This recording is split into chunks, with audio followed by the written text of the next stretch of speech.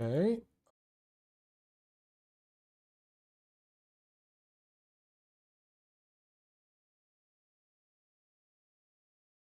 Hmm.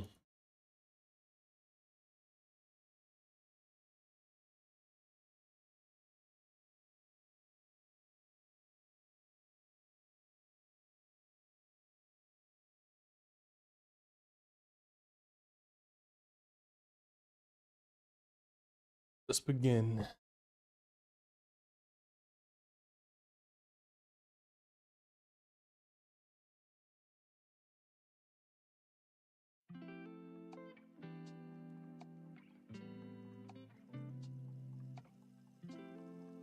Even if I record this, it's still...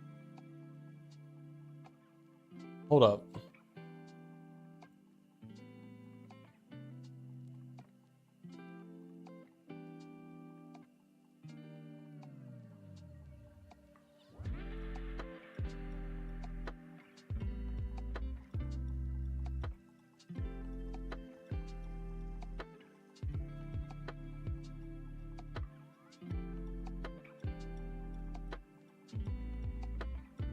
What's up, guys?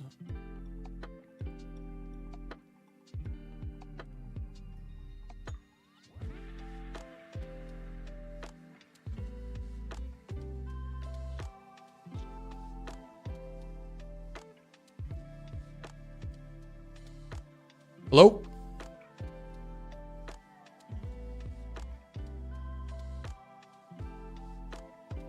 Yo, hello?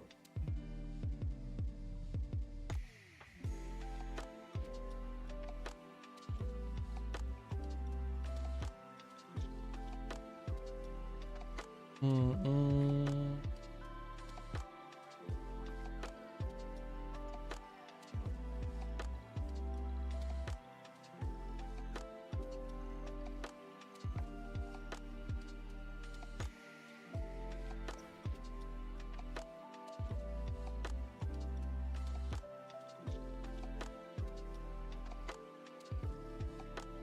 Hello.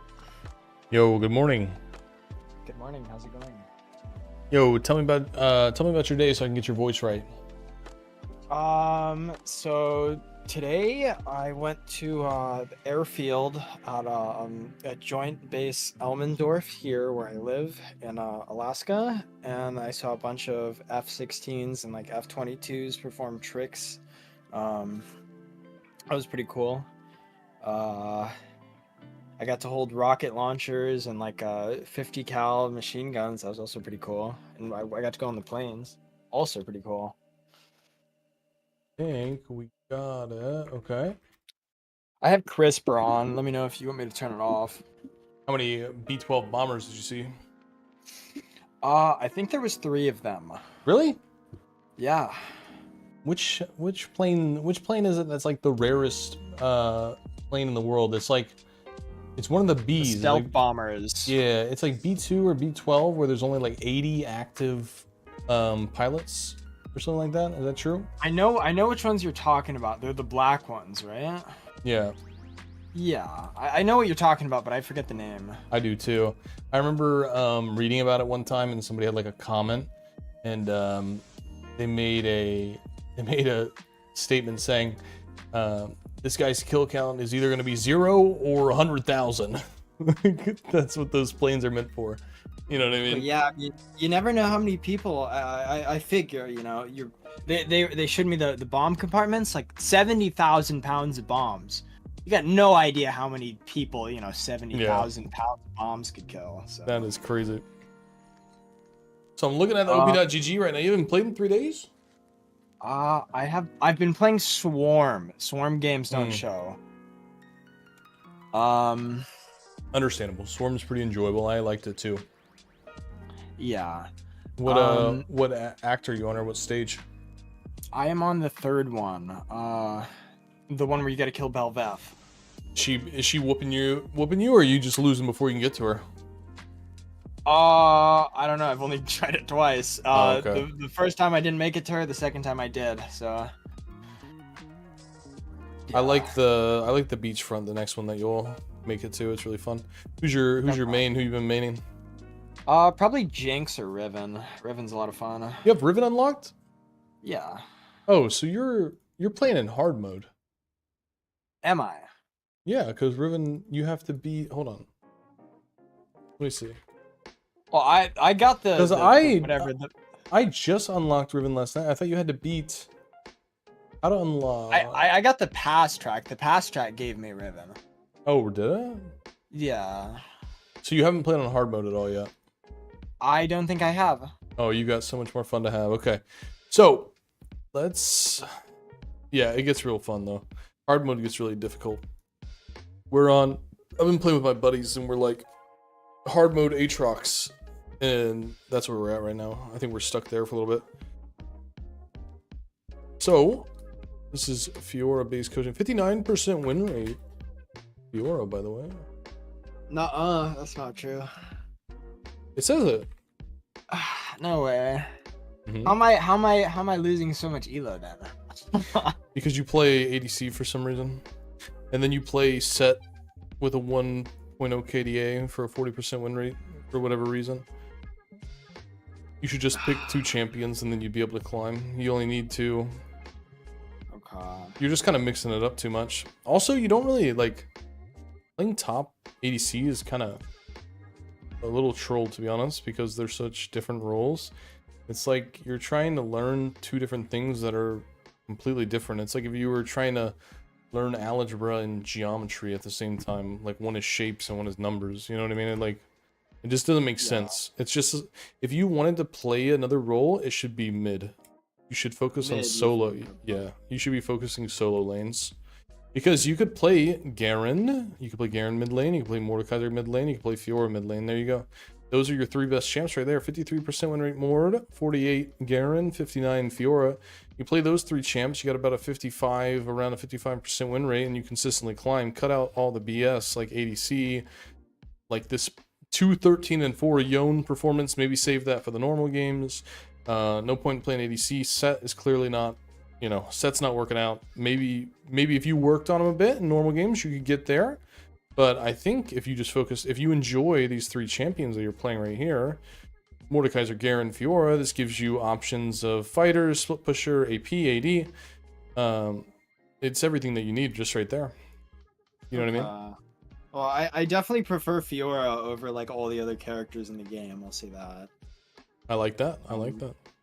I was a Fiora one trick for a very long time. I was just about to ask, how long have you played the game?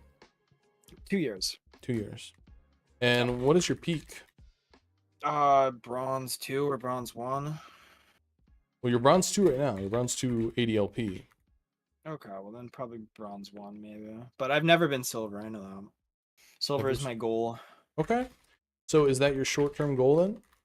Yeah. I don't know long-term, but short-term definitely Silver. So no long-term goals. We're just enjoying the game, playing, and trying to get better? Yeah. Well, I've played the game for too long to not be Silver, so like a Silver's just a goal for now. What do you think you struggle with the most? What would you like to really dial in on and focus on?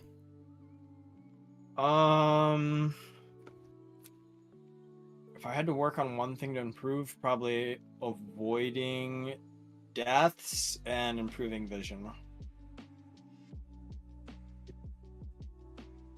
Because my vision score tends to be rather poor. Vision score. Yeah. Vision score doesn't matter. And we'll so have you watched any of my coaching sessions by chance? I've watched a little bit of your stream, but besides that, not really. Okay. I will just let you know at the moment that we are live, and I'll probably turn this into a video. I just want to give that a heads up. So obviously $30 and $50, like the 2 different packages. This one's much different. So this one we're going to be doing 2 live games and 2 VOD reviews. So I hope that you have the time for this, because this will be around 2.5, maybe 3 hours. 3 hours max. Whatever works, man. Okay. I'm sitting in my house all day. Yep, we're locked in. But basically what I want to do is the first game, I'm going to be there with you. but I want to kind of see how you play and see the things that I think you need to work on. And then we're going to VOD review. And then when we jump into the second game, that's when I'll take more initiative and more control, kind of telling you what to do, what you need to do, what you should purchase, and then we'll do it that way. And then we'll go back and review that. So we do live, VOD, live, VOD. So we go in that rotation basically. So the first game, I want you to shake out the jitters. I want you to show me what you got. Ask questions. I'm going to be right in your ear anyways and probably be talking to you and stuff like that. And then don't worry about any mistakes you make. Please, please do not worry about any mistakes you make. If something does not go your way, if you're 0-8, I do not care. It doesn't matter. We're going to go back and we're going to review everything anyways. So we're going to be able to get the answers that we're looking for, just trying not to get frustrated if things don't go well. Cool. Is what I'm saying. Because that doesn't, we're more focused on the long term here, you know, not the games that are happening right now. Yeah, I am just finishing up these notes. So I'm going to be taking notes as well, and then I'm going to send them to you after the game. And then when I stream, you can follow along with the timestamps. So cool. You don't mind if I record on my end either, do you? Nope, don't care. But I do want you to move to my Discord and go to Arena Duo 1 because my since my Discord is paid for, it will give us better quality. Oh, okay. All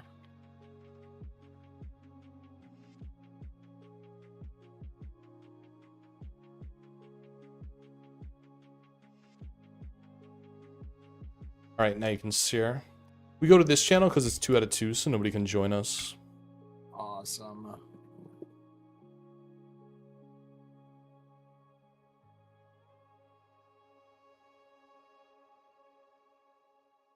All right. There we go. Beautiful. This is so beautiful. I've been at work all day, bro. I just got back. Work? Do you do stuff outside of like streaming? Yeah, man. I'm a bartender. What do you do? I'm a bartender. I'm sorry, what'd you say? Bartender. Bartender, okay. But you got a lot of stories from that. Oh, for sure.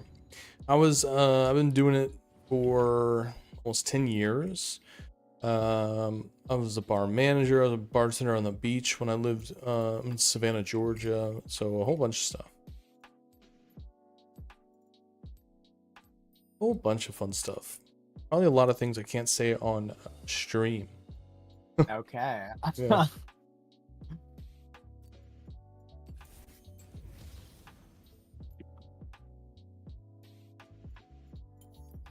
Heimer ban, okay. I hate that champion. I I hate him so much. I haven't seen somebody do a Heimer ban in a long time, I'm not gonna lie. I played like 3 games in a row against him like a few months ago, and like it's like low-key like a trauma ban at this point. I just don't want to play against him because like I can never win lane against him, like ever. You're not supposed to. Yeah, I know. I don't try to. Yeah. You're kind of just forced to lose the lane and then outscale him. I mean, Heimer is one of those champs that's just like really obnoxious because he keeps games going for a really long time. He's got wave clear, he's annoying, like it's just an obnoxious champ.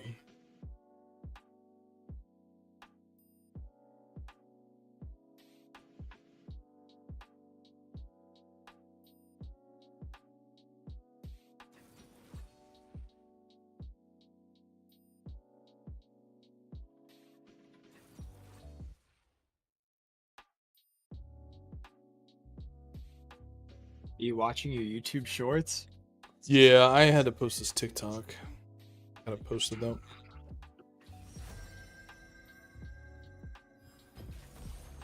Mordekaiser.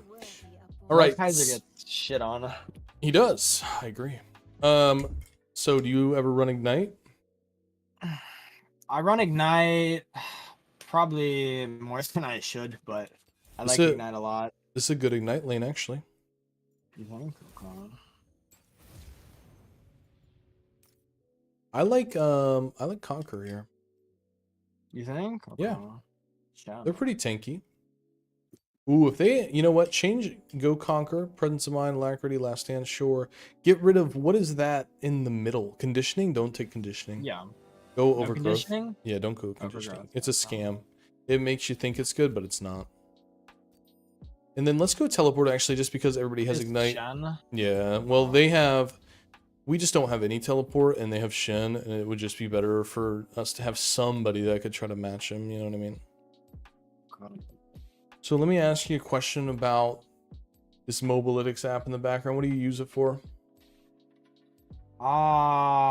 Mostly tracking the cooldowns like in game. If I press tab E, it like shows all the cooldowns, the different characters. Okay.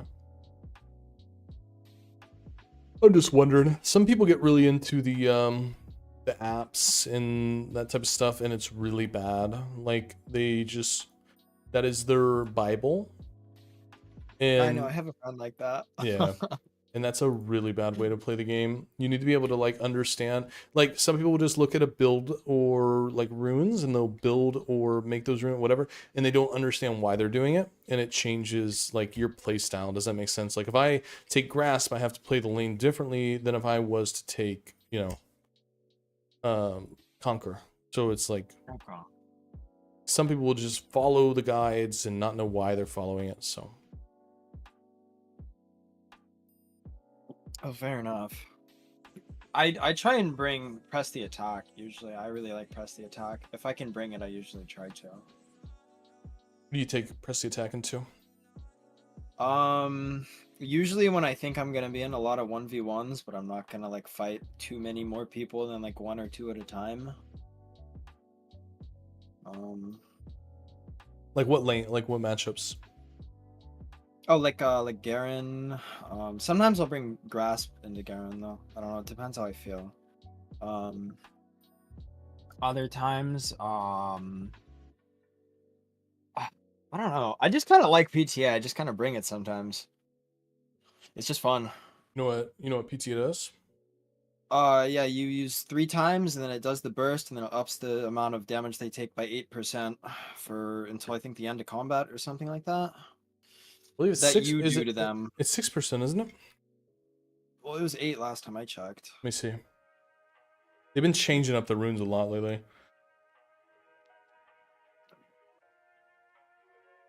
8%. Okay, you're right. The only issue is it just doesn't increase your true damage. So the reason between like the difference of like Conqueror and PTA is that PTA is meant for big burst damage in lane. So you usually match PTA with Ignite because you're looking for early kills if you take PTA. And then Conqueror is the better rune by a long shot after the 20-minute mark. And it just continuously gets better as well. So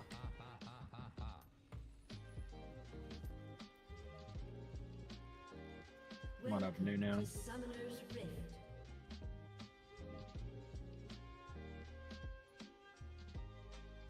once. 30 seconds until minions spawn.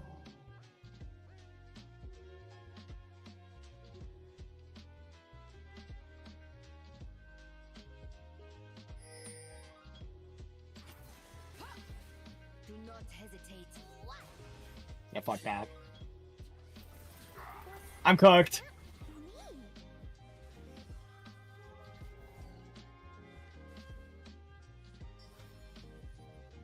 Minions have spawned. Maybe I'm not cooked. Others try.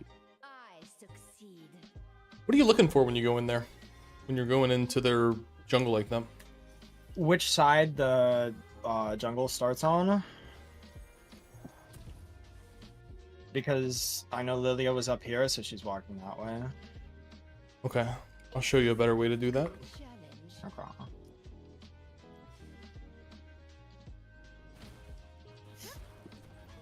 You can just 5-point stack and go to, well, actually we won't worry about it. We'll look at that in the VOD, no worries. It's just so bad for us to lose out on like early XP like this. You know what I mean? Hopefully, maybe we'll make it. Maybe we'll make it. But still, it's just like, in this lane, I'd like to get a kill early. So it's rough to not be there and have him push us.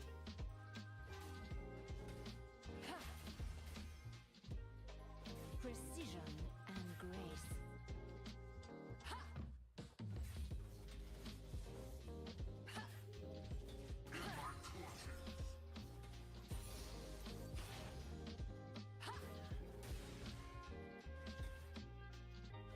In the blink of an eye.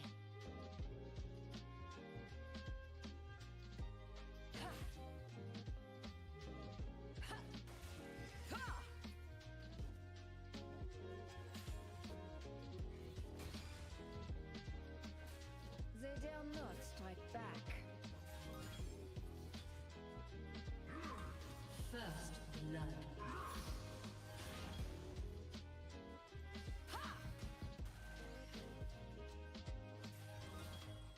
Whoa. I have no equal. No.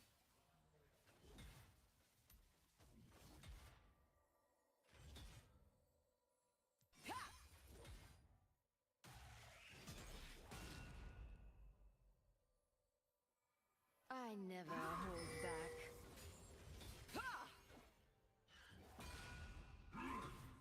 Very aggressive, aren't you? I am. I can rock with it. In real life and in game. Oh. Prepare to die. You might be able to ping persistence here. You do have Nunu topside. Yep. Try not to take any more damage, though. And you remember you have your stun for his E, so if he starts working his way up, if you can get a stun, it's most likely a kill. Insolent peasant. One step He's on his ahead. way. Now work your way towards Nunu. Go towards Nunu. There you go. Oh, wow. An ally has been slain. Nunu gets that, though. An enemy has been slain. W Nunu. I'm gonna wait for 2 swords.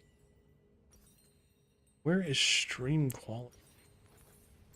The stream is kind of lagging. I'm wondering if I can get you to make it Unrivaled cleaner, but style. What's lagging? Oh, it's just that it's trying to do too high of quality for the stream. is there a way we can turn it down? There is, yeah, but I think that you have to do it because you're streaming at 1440p, 60 FPS at the moment. I'd be cool with 720 as long as it wasn't lagging.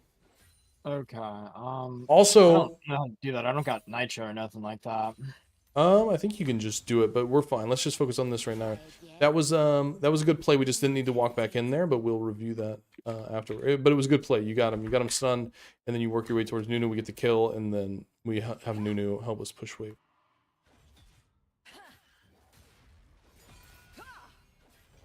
So at this point, most likely not killable here. Just trying to get the wave shoved, and then we can work our way. Oh. It's gonna go back to me, I think. Yeah. You're good though. You got double longsword. As long as he's not level 6, you can beat him still. Oh, does he beat me at 6? Yeah, he's gonna beat you at 6. You need a little bit more damage because with Mordekaiser in the way that his W, he just has so much healing. Ooh, I parried it. You parried it. Yep, but he still has. Oh his wow! W. Get away from me! What the fuck was that? Mm-hmm. Oh, can I swear? Everything except the F word. Okay, I didn't Yep. say that. Nope, you didn't say that. It's okay. No ease for This is- you. What? That hit me. Propaganda. Let me see. We can. Precision and grace. Okay. I tabbed out. What do I Do gotta that. Go to that. Go to that. Go to that gear. Go to that gear. The gear at the bottom, The gear at the bottom. right next to your name. And then does it say streaming anywhere? Streamer mode. No, you're fine. Go back. I'll figure it out, and then we'll figure it out. It's tap the go live button at the bottom of the window when you're ready to share your stream. We'll figure it out for the next game. No worries. No. Sad.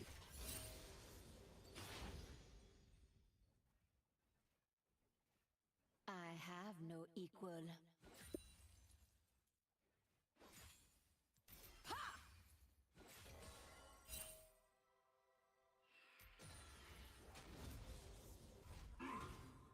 So at this point, being 0-2, we're just trying to stay alive. You're gonna outscale this guy. We want to play our life a little bit more and try not to die, basically. We're just trying to get these waves pushed in, then try to get recalls, get vision where we can as well. So this could be a good opportunity for us to walk down and put a ward down in that bush to our bottom right. Right here to your right. Okay. That Oh, works this too. one? Yeah, that one. That's okay. Right now we're just farming. It's all about staying alive. This guy's got a pretty big lead on us. Don't really want to take any trades because we're most likely not going to win them. Don't hesitate. Oh, calm. We're just farming. But we will outscale them. Once we get some items, we'll be okay.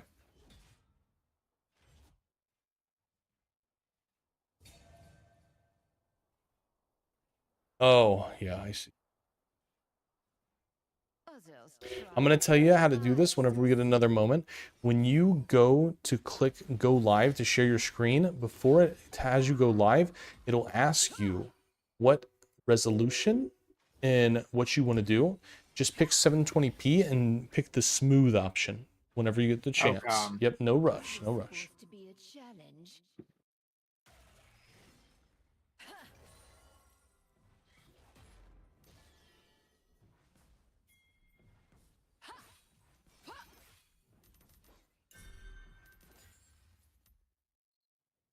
Sharp blade, sharp An mind. enemy has been slain.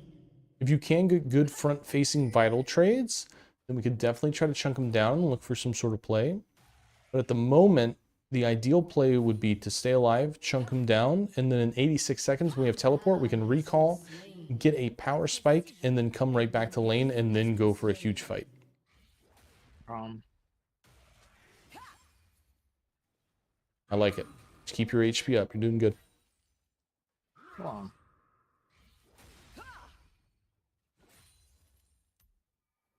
In the blink of an eye. Yeah, well, I'm really glad I picked up this character. This character's a lot of fun. Oh, yeah. Super high skill ceiling. You never stop getting better at her, I promise.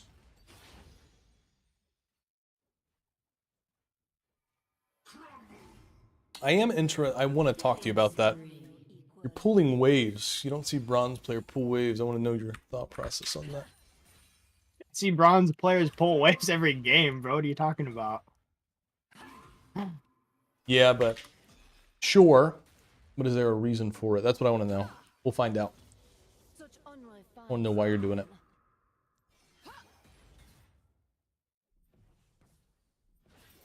Oh, wow. 18 more seconds is all you got to do is survive for that, and then you can recall. at once. Lilia's top side as well. You can, yep.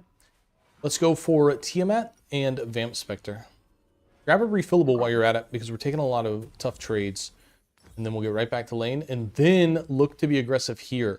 Stun him with his E. Do not hesitate. Go for the kill. Go for it, actually. Yep. I love it. I love it. Yeah, I love it. Keep going. You're full conquer right now. You're really strong. He's got no shield. There you go. Good job. Ah! There you go. I succeed. That was good. Good job. I have demolished too, so I'm gonna see if I can get some. Should be able plates. to. You got 12 seconds. We'll just go for one. Let's see if we can push that next wave too while we're at it. Or actually get two. Get two. Get two. Yeah. Like it. I like it. Is this supposed to be a Now get out of here. Now we'll take this wave. Actually, faster recall. fucked. Hey, no. It's an execute. It's okay. It's the boss-in-law. The boss-in-law. Yep, that's what that Based. is. I don't think I would. Do I sell Doran's blade for Ravenous? It's got too much value at the moment. I think you're better off with double longsword. Okay. We're sword maxing. The wave still pushes back to you, so it's okay. So we just get back to wave and we're all right. We got that kill. We got 2 plates. We're looking good. sharp mind. I like it. An enemy has been slain. An ally has been slain. An interesting character. I haven't seen the new character played much. In my opinion, she's just kind of goofy. I think when people figure her out, she might be better, but at the moment, she's just a little bit too weird. There we go. We're stunning that E. I like it. Very good. Now you do not win Hey, I'm this. fucked. Yeah, I'm just gonna flash. that's okay. Oh, you're gonna flash too? Crazy. I think I'm cooked. It's okay.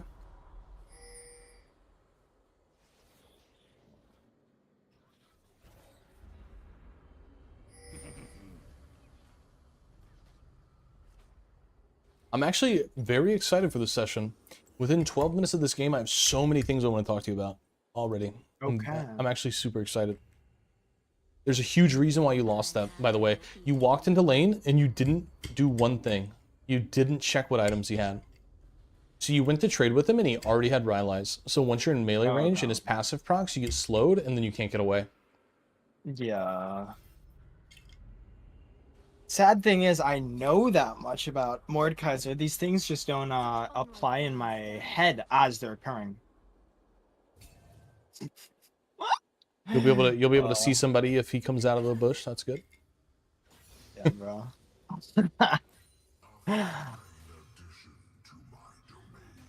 Now that you have Ravenous, though, keep in mind, Ravenous is a really, really big power spike. Did not mean to cue that. So you saw Lilia topside, right? So you really aren't allowed to push up this far. She's on Krugs right now. Do not hesitate. There you go. That's a good trade. That's a good trade. We hit some vitals and we get away. Because that's the hardest part about Mord when he gets Rylai's is just that slow. And like being able to get away from him, actually.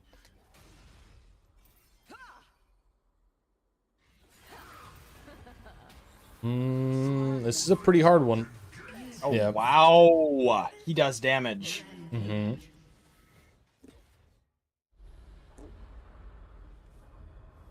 Yeah, I'm cooked. Damn it. And I died when the thing was pushing into me.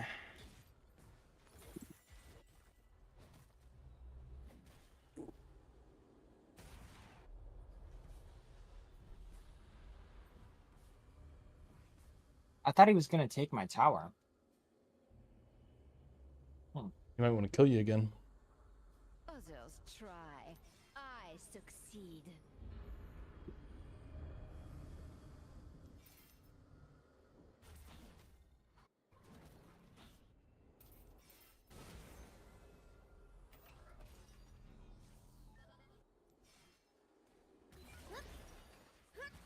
Enemy killing spree. Supposed to be a challenge.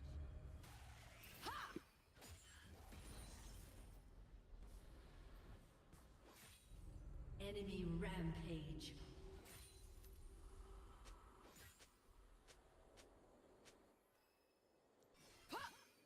Sharp blade, sharp mind. One step ahead.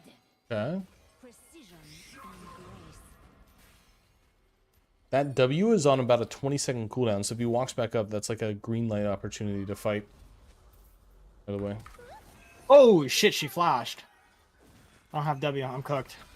Your turret has been destroyed. Well,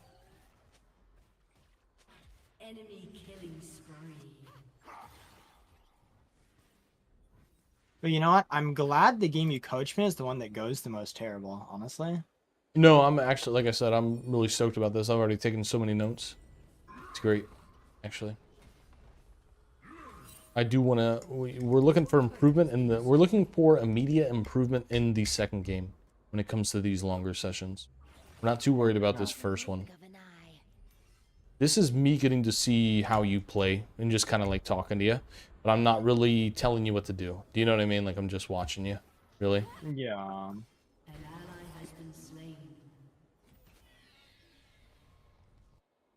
I You might be able to get this guy. Yes, sir.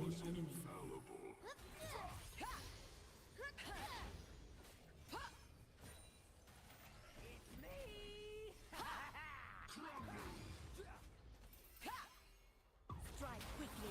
Strike quickly.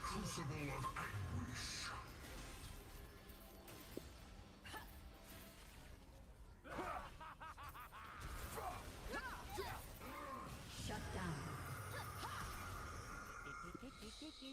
Not bad. It's a little bit hard to see. I'm not gonna lie. When you start fighting, it does drop down to like 5 frames. Really? Yeah, it's really bad. Okay. Ooh. You're okay. Like I said, next time you die or something like that, you can do it. You just have to end stream, restart stream. It's going to give you the option on how you, like, what resolution you want, and just pick 720. Pick smooth streaming, and you're good. And yes, top lane is the right play. You're good. Yeah, go ahead, end that, and then you'll see how it says. Does it say the resolution you want to stream at? 720. There you go. Boom. And then it should say smooth streaming somewhere as well. Smooth streamer. Does it say that? No, I don't see smooth. Okay, just do 720. It should be okay. Is this, you see it? Mm-mm. Let me see. Hold on. Did it got a new stream up? Yeah. Oh, that's so much better. Thank you, bro. Jeez Louise. Actually. There we go. Hold on, I'm putting a cutoff on this. But he's too hot. One sec.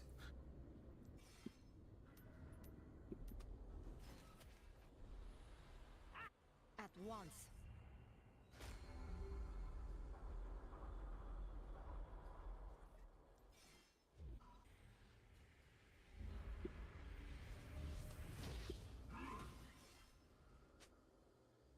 Right. Oh. Do not hesitate.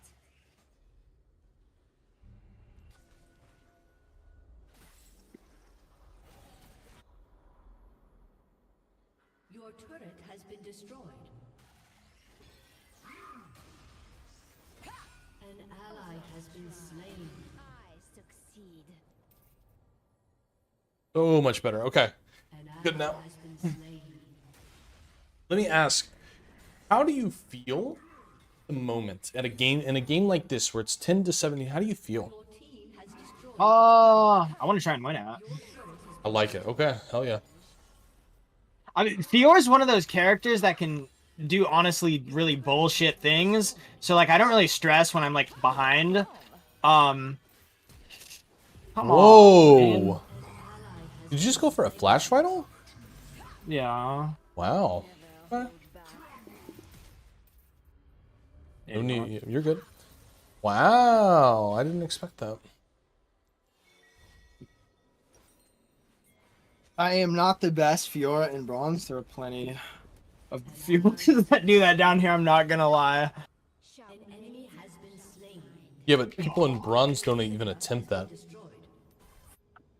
That's not a thing that you see bronze players do. Dude, this is high elo propaganda. It's not. I promise. precision and grace. Like, I'm saying that you were close to doing it. Like, you were actually close to pulling it off there, which is impressive.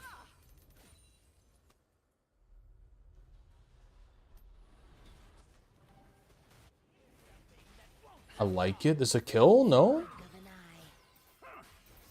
eye. There we go.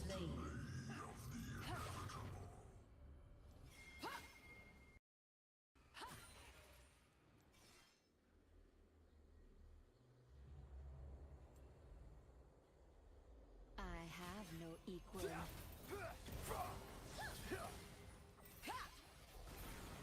Try again. An ally has been slain.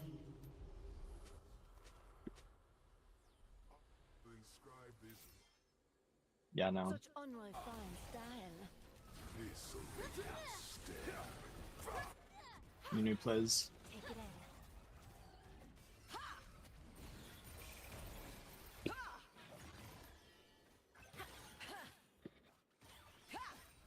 Prepare to die. You guys got that.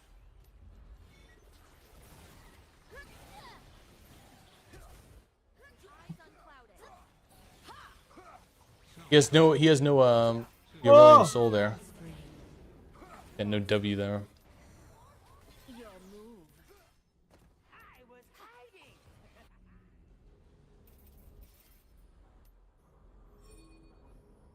I'm just gonna be a little bit chill. I'm gonna chill out here.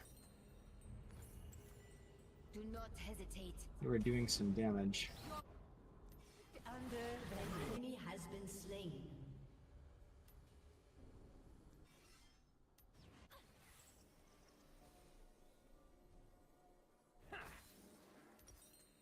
others try. I succeed.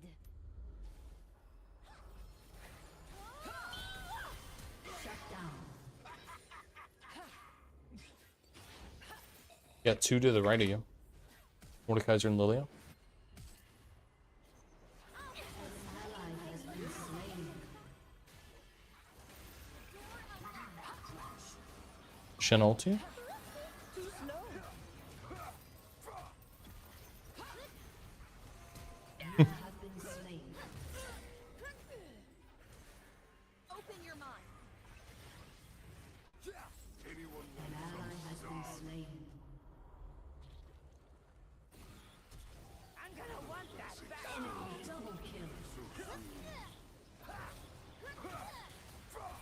011000010.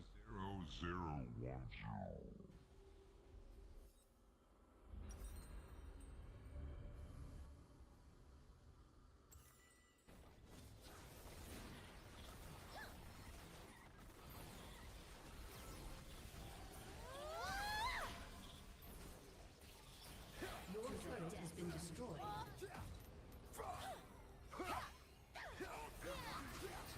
Stand ready.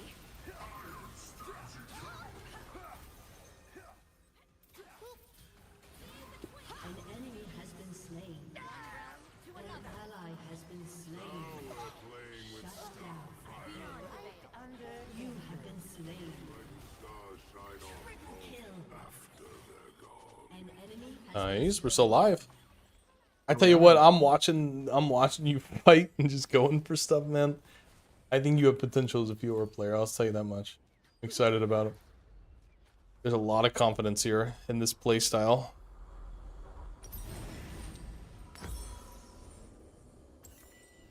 I'll take it. I'll take what I can get, but I don't know, man.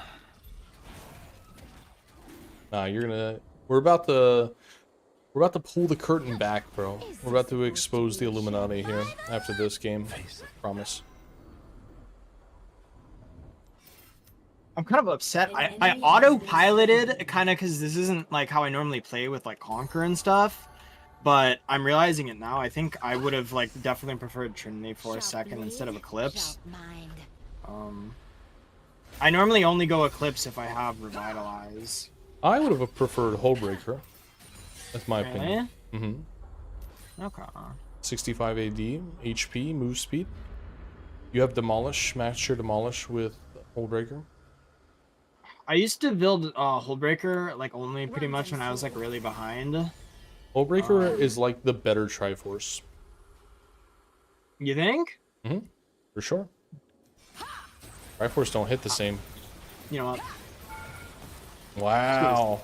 Screw this guy's turret. Screw this guy's turret. Screw this guy's turret. Precision and grace. Your team has destroyed a turret. You have been slain. Worth a shot.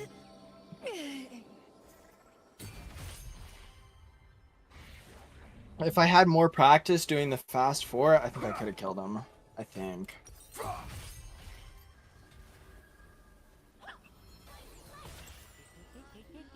You don't even know how good of a play that is, by the way. An ally has been slain.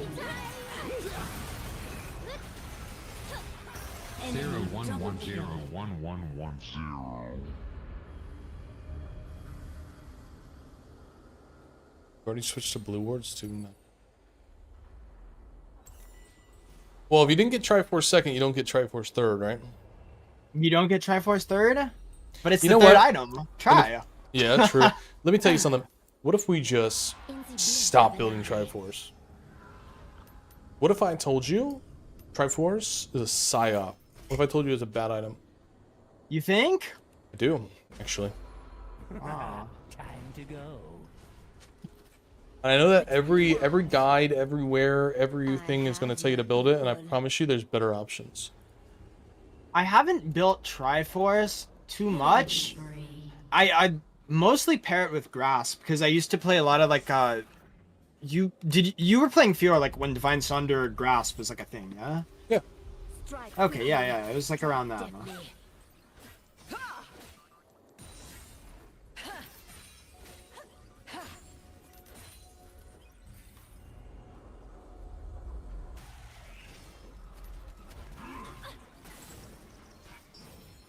Such unrefined style. Triforce is too expensive for too little value to your champion because of how low AD it is.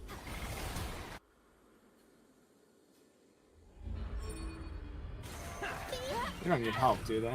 They need help. Ally has been slain.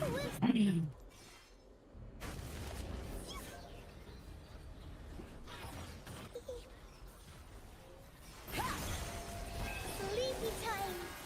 Poor form. Oh man. An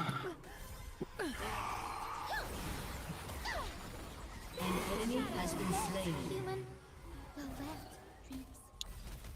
Beyond the veil.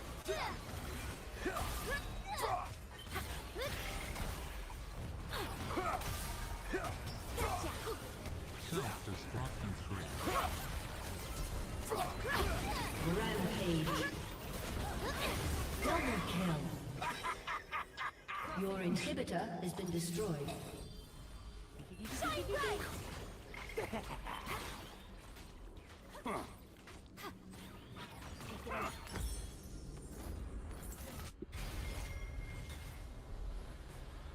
Do not hesitate. Full breaker third. Yeah. Nice, I like it.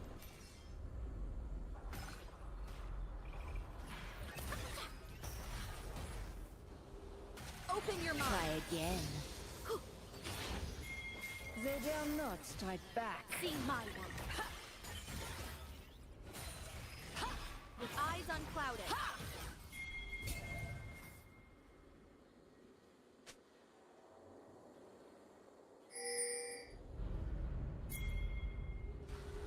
Others try. I succeed.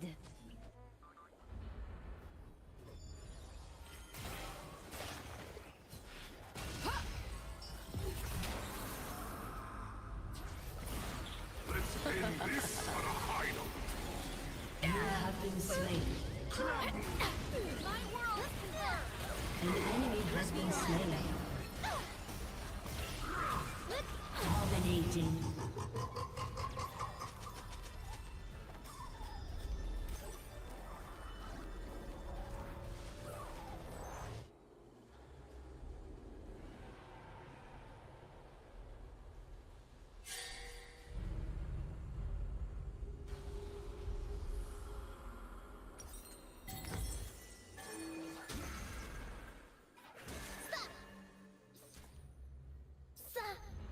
What are we thinking? Talk to me.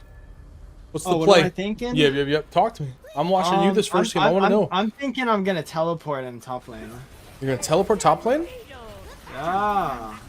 Do it. Let's see it. There we go. Talk to me. I just want to see.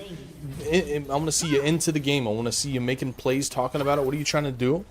Keep me updated. Keep me informed. I have no reason to keep pushing this. I think after I kill this wave, so This guy's just walking pretty close to you, man. Is he messing with you? he is. Oh, there's two of them here. Oh, Oh. His Q has execute damage. I'm Or no, making- his E does. His E. it does. Yeah, it does. It's pretty low though. I mean, you have to be pretty low. Yeah. Teleporting top for that tower is not a bad play though. But I just wanted to make you think on that. He was walking pretty close to you. He was walking close. But I didn't know where anyone else was, so I was kind of scared. I wonder if you had something that you could have used to know somebody was on the way. You're right. Huh. I didn't think about that. Dang. Huh. Oh, Nunu doesn't win that. No, he does not. Is this supposed to He be a definitely doesn't. challenge? You're right. An ally has been slain. What are you thinking about for the next item? I think there's one definite answer for your next item, by the way. What do you think it is? I don't know, maybe Death Dance? Nope. No, there's three guys that are strong. Actually, no, four guys that are kind of strong that do magic damage. Sharp blade. Get away from me, dear. An ally has been slain. You can stun this. One step ahead. There we go. Yeah. You got all that movement speed. Godlike. Prepare to Ma. Mm-hmm. Because I am getting chunked by this, but I'm cooked here. The game's over. A summoner has disconnected. Defeat. GG's. Oh man, we have so much to talk about. I'm so excited. Okay, hell yeah. Okay. Some Gatorade after that one. Good. Gatorade's good. As long as you work out. Or you're I active. do, yeah. Okay, good. What kind of Fiora player wouldn't work out? Good point. Maybe potent. I don't know if potent works out. Potent doesn't. I don't think he does. But he's like a But he's pro French. now. Yeah, he's like a pro now, so a little bit different. Yeah. All right, I need you to add my account. I'm gonna send this to you. You just send a friend request to it, and this is how I'll be able to review your. Why? Oh, because I was playing RuneScape last night. Let me fix that. Go send this to you. Shoot me a friend request on this account. Hold on. So this obviously is not all of the notes, but this is what I'm going to send you, so that you can kind of keep track of like what I'm. Ignore the end. But it's timestamps. Tell me when you send the friend. Well, what's the? Oh, I'm trying. What's the tagline? It's IWBTG. It's I will be the Oh, greatest. I'll I'm abbreviate it. clicking send. Player name IWBTG does not exist. Wolf hashtag IWT or IWBTG. IWBT. Yeah, no, it's what I'm. I can share my screen if you want, but See it.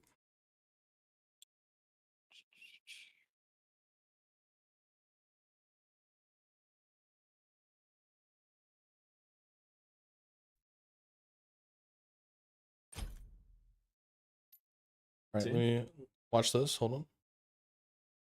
I'll do it again.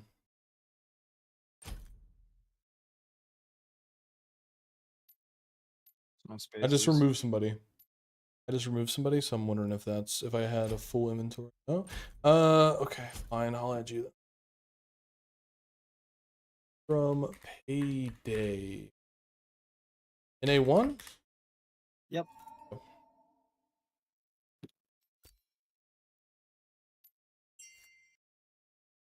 Hold on.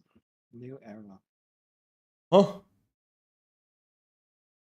I just read your thing. It said new era. Oh, did it? Yeah. And now what does it say? Cringe. All right. Can you see my screen right now?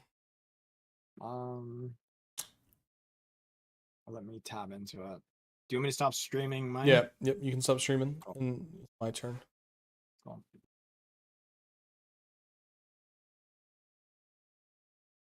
I'm looking at it. Can you see this? Yes. Cool. Okay.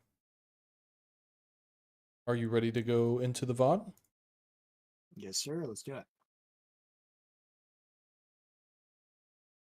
All right, get ready. This is like information overload about to happen. So, Okay, let me grab my notebook.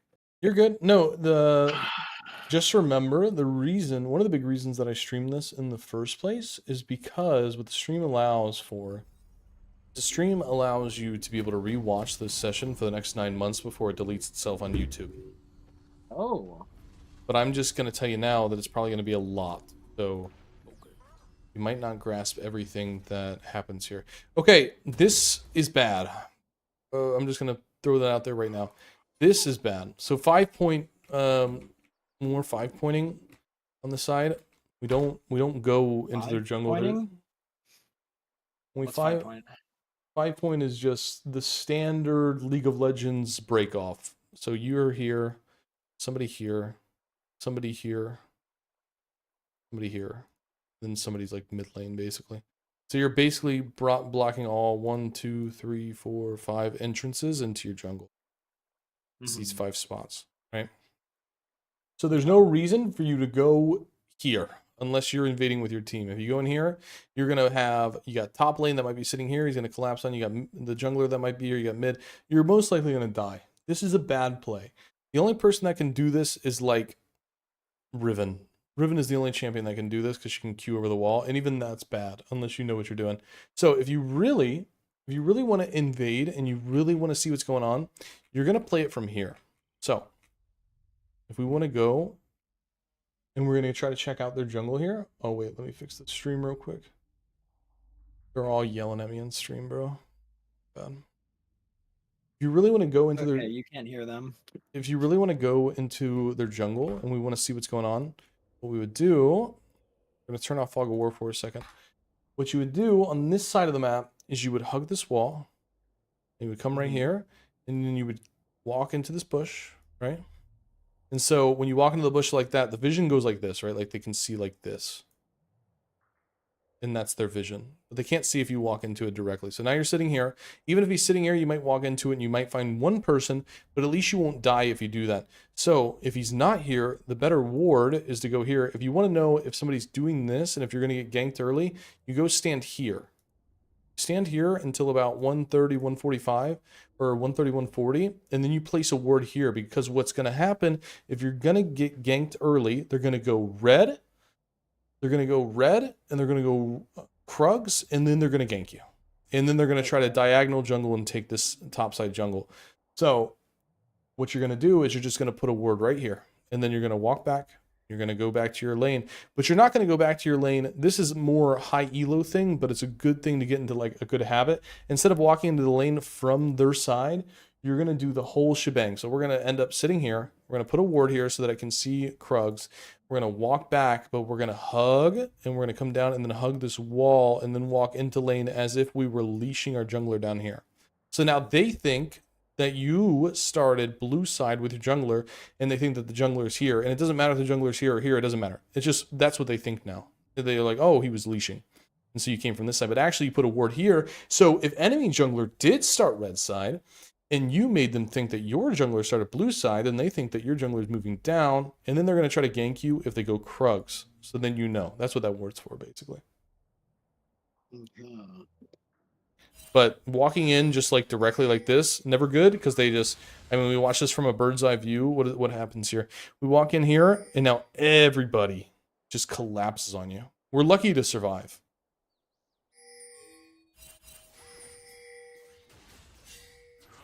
We're very lucky to get out of this alive, and I'm very surprised that we didn't have to use flash. Very surprising.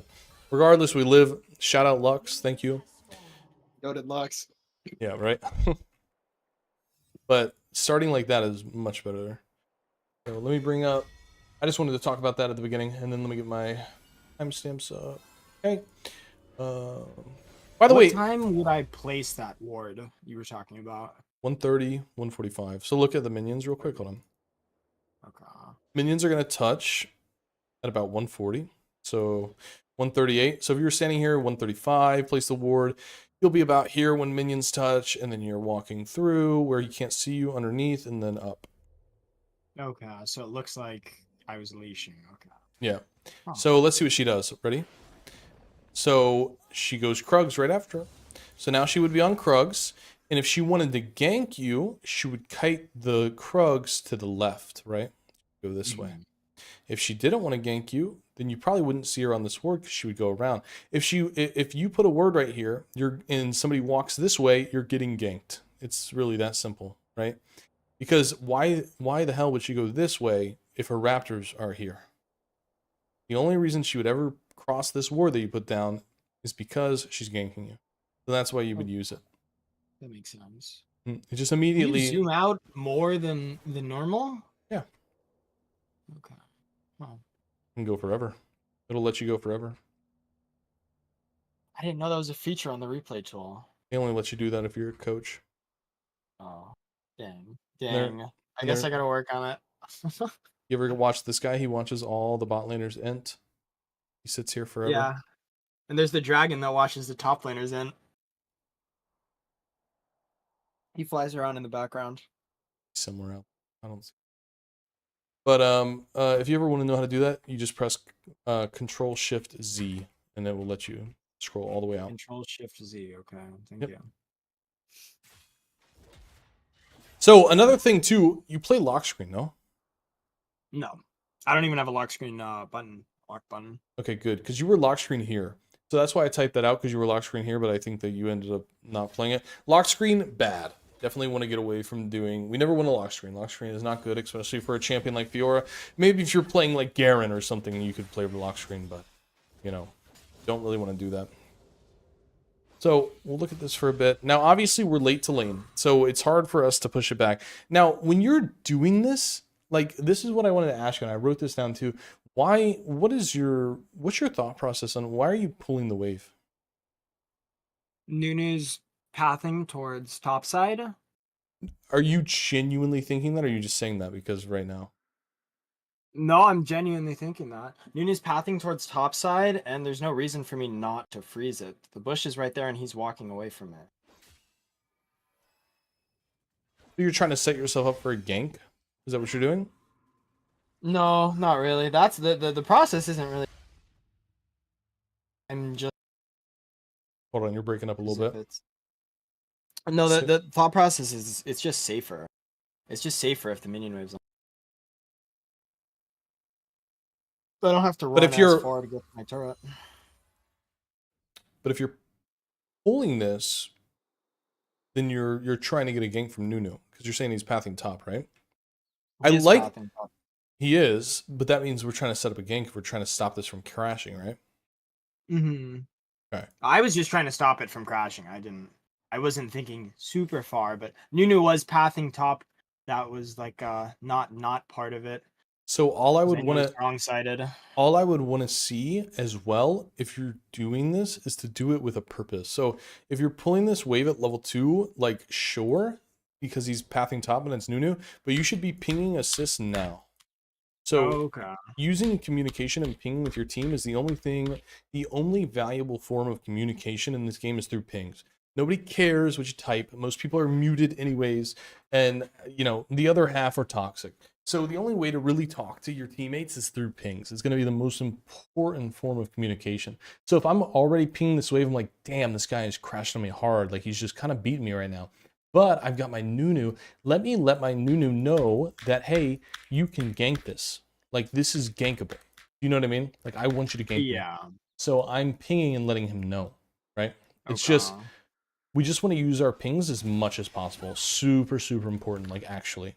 Genuinely. Because people, like, especially as you're climbing through it, people will get better at, like, reading the map.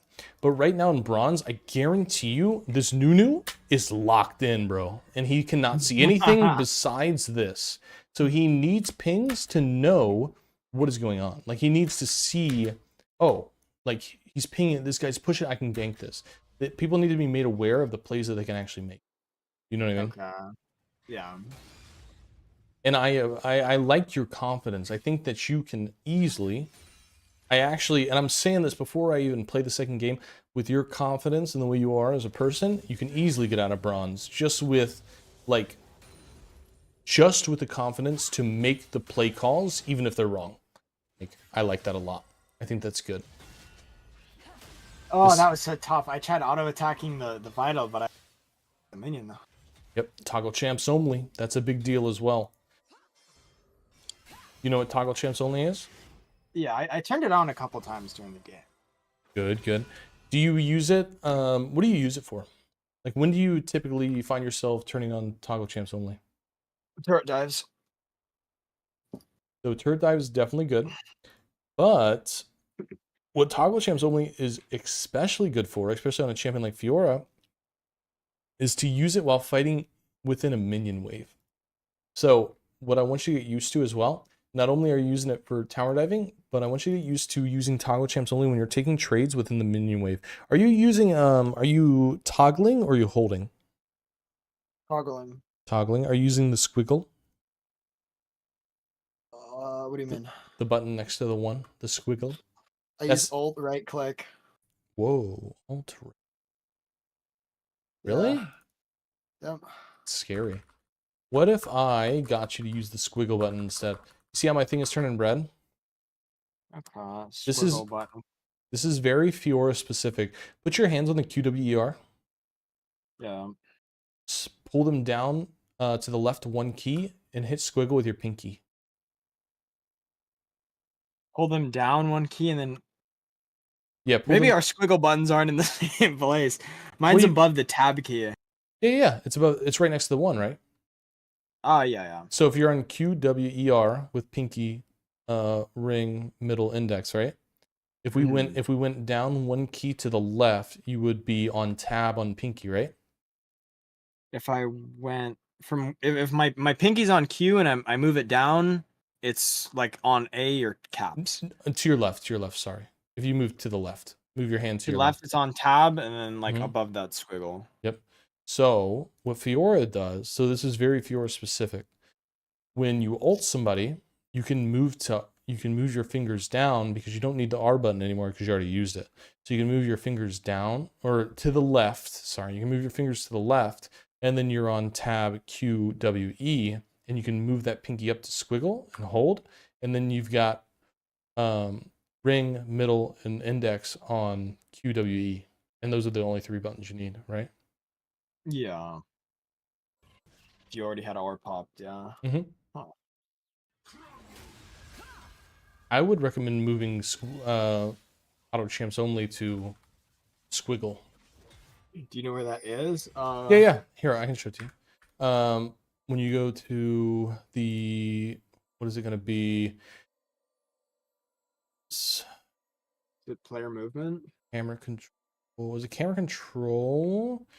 I'll find it. Hold on. It's I not haven't- camera control. I haven't updated this in a while, but I can find it. Oh, show. It should be hotkeys though. Maybe I have to be in game. I might have to be in game because this is showing me. Yeah, this is showing me. I'll show. We'll do practice tool. I'll show you. Okay. We're good though. Sorry, this is a lot of minute stuff. This is very Fiora specific stuff. You know what I mean? Yeah. Is what it is. Well, that's fine. I'm more or less a one trick. I try to be at least. I've been playing pretty much only her recently. Minus. I wanted to look at this trade again. Hold on.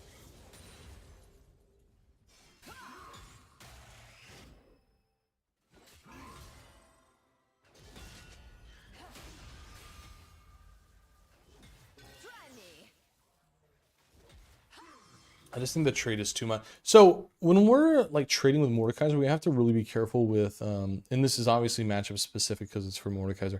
We just have to be really careful about W because he can heal all of our health back. So unless we're getting some sort of trade that's going to take like half HP, or if we're looking for an all-in, there's not too much of a reason to actually go for a trade. What our real trade pattern is in this matchup is to stun on E, get a Q auto E, E2 type of combo, and that's going to deal the most damage, and then we just run away. So next time you play against Mordekaiser, I'd like you to try to take trades that don't allow him to ever get his passive up. Okay. He should never be able to get his passive, because his passive means, so his passive, he has to either attack you or hit you with 3 abilities. So either 3 auto attacks or, yeah. So Yeah. try to think of trades and be creative with ways that would not allow him to get his passive up when we're looking for trades. I should probably be counting how many times he attacks them.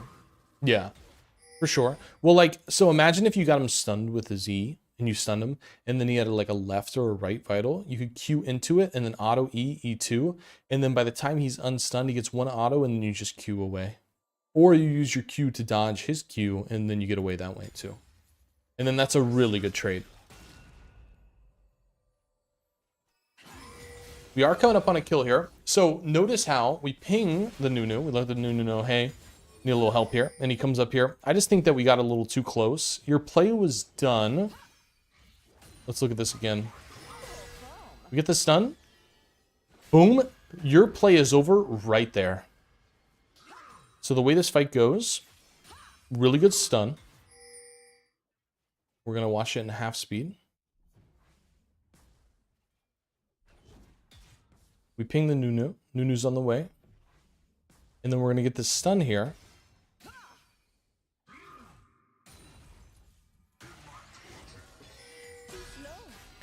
And then you're going to hit a right-facing vital. And now you're done. And now your play's over. And now you just move to Nunu, and Nunu takes it over for you, and you get this kill, and it's free low. We don't have to do we don't have to do anything else. You did your job. You stunned him. You kept him in place. He's got so much distance to get back to this tower. Even if he uses flash, it's not realistic. Like, he can't get back to tower no matter how bad he wants to. You know what I mean? Mm-hmm. So this was a great play. Like a really good bait, really good stun. You had it all.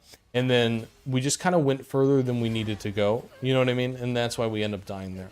But, I mean, the initial play that you made was really great, honestly. Like, you should have stayed alive there and not died, and we should have got that kill for sure.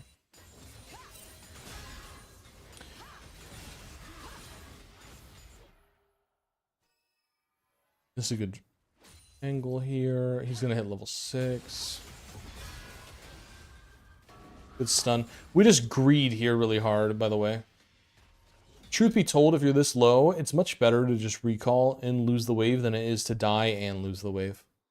Ah, okay. Just like a good rule of thumb. If you're this low, odds are somebody, like, and there's so many champions that do this, like, you name the champion, I'll tell them how they can kill you. When you're this low, you're going to die. You have to just give it up, because what's going to happen is you're going to die and you're going to lose the wave. I'd rather you just lose the wave and not give him the 300 gold, and it's going to be much better for you. You know what I mean? Yeah. I know you want the wave and you want it, like, it makes sense. Like, obviously you don't want this wave to go to the tower, but when you're this low and it's, you know, you're less than 100 HP. He could have Q flashed me at any time. I mean, he could do anything. I mean, he could probably hit you with E and kill you if the E hits you. You know what I mean? He might be able to sneeze or something and it might kill you. So, but you're going to lose the wave now and die. So it's just better to lose the wave and not die. You know what I mean? Yeah. And then you walk back to lane here, by the way, and I think that your team is getting grubbed, if I remember correctly. Let me see this. Okay, so they start getting grubs. Your minion wave is gone. I would much rather see you move down and help them with this, only because of what it does for you when you're running Conqueror PTA. So your legend stacks, earn progress towards the legend stacks for every champion takedown, epic monster takedown, large monster kill, and minion kill. So for whatever reason, Riot decided to make these guys epic monsters. So if you were to go a lot. if you were to go assist with this, then you get 3 stacks, 3 legend stacks. So you go from sitting at 2 out of 10 to 5 out of 10 just from helping with that. Yeah. So super important. Anytime that you see the jungler and grubs, just go. Literally, you don't even have to help them. Just go auto attack. Yeah, just all auto 3. attack Yeah. once. Yeah. And I actually know that I do that with jungle. No. Sometimes. Yeah, that's really good. It really is. I tried canceling his recall.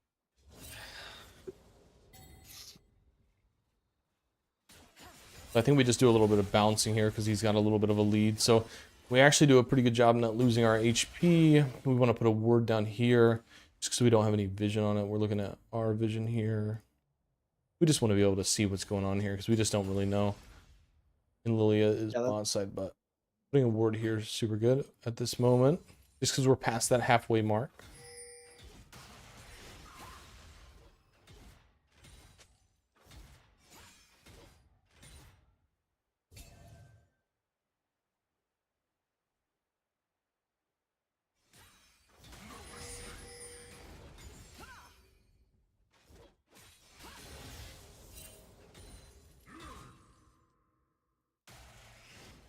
I'm pretty sure this just becomes, yeah, we're just playing the game here. We're just farming and all this. And there's another wave pool that I want to ask about. It's coming up.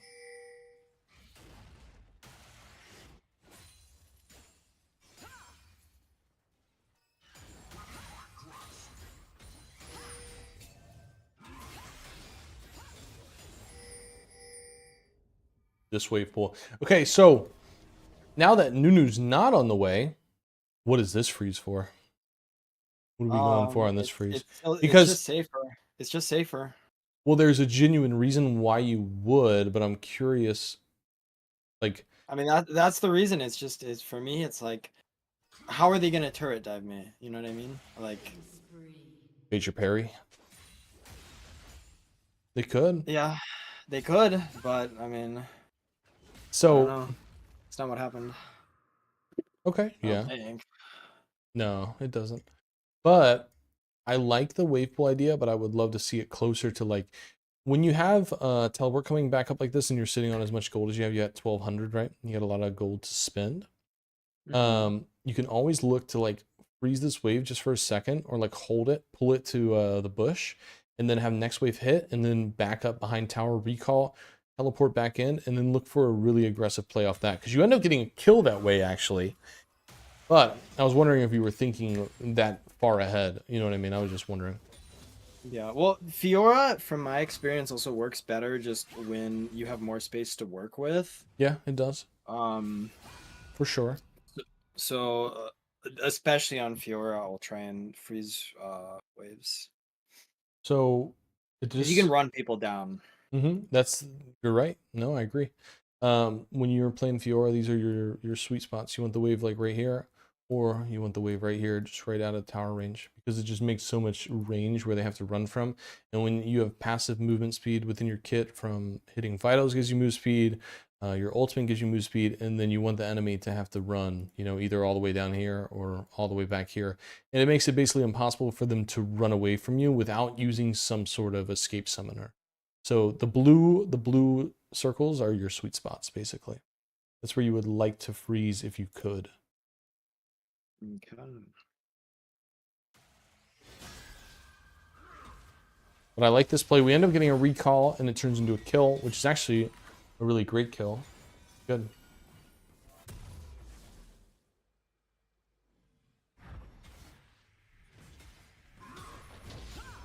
Went right for it.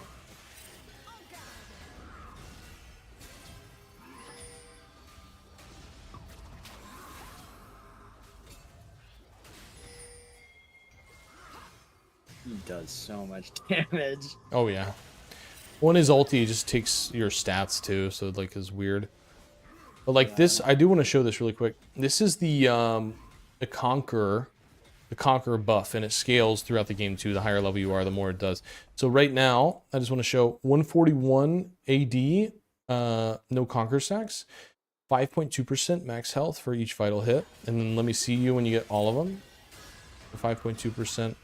Now we're fully stacked at 160 AD, and we go all the way up to 6%, so we get like 1% max health true damage from our vitals just from Conquer. So every 10 minutes in the game, that goes up to 2% to 3%. And then when we're level 18, we're getting like basically 30 AD from fully stacked Conquer, which is a lot of true damage. I thought it was 48. Like 48 adaptive force. Adaptive Force is pretty cut for AD. Adaptive Force is much different. So see how it says 1.6 right now? Oh yeah, up to 12 times. Okay. It'll get up to, I believe, what is it, like 2.6, 2.8? So it's like 30. Adaptive Force is just, yeah, it just means what it says. It just is Adaptive Force. So it has different values for AP and AD, but they just call it Adaptive Force because it's like whatever your champion is building is what it does. Yeah. So AD has more value than AP does when it comes to Adaptive Force. So it gives you less AD than it would give you AP if you were building AP. So AP gets the better side of that. Double plates into death, which is surprisingly, I mean, you unironically boss and lawed that because it's a faster recall. Like, I mean, it's not necessarily, but the wave is pushing back to you, so it's actually a good death. But realistically, we probably wouldn't want to die like that, but it ends up being okay. I didn't really want to stay for the second plate. But the second plate's good though. You think it's still worth? Oh yeah, why wouldn't we get second plate? It's fine. Fair enough. We just didn't, like, you queued into the tower. The only reason you die is because you queue into the tower. Like, yeah, if I saved my queue to leave. Yeah. Would I have still gotten the second plate though? Yeah.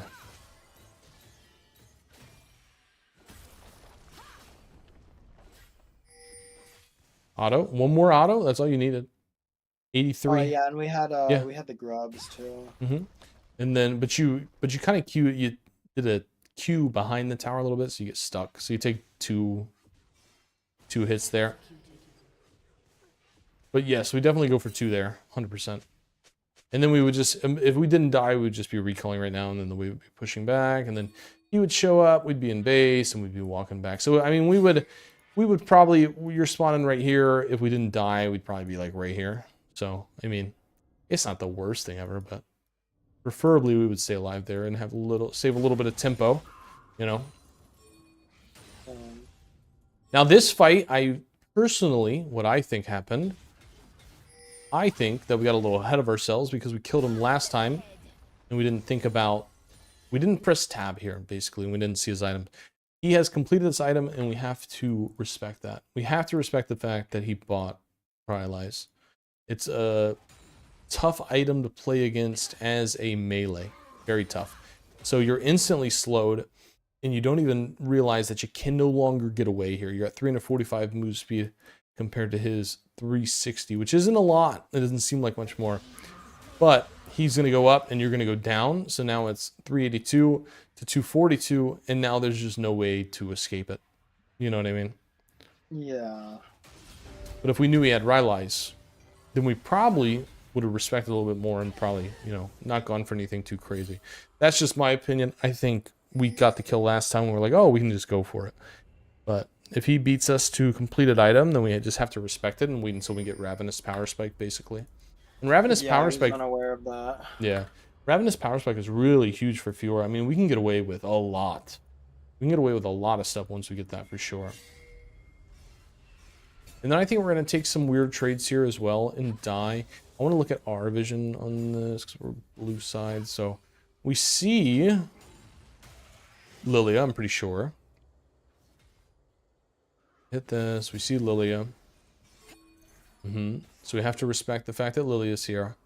And we just kind of have to, like, play back a little bit.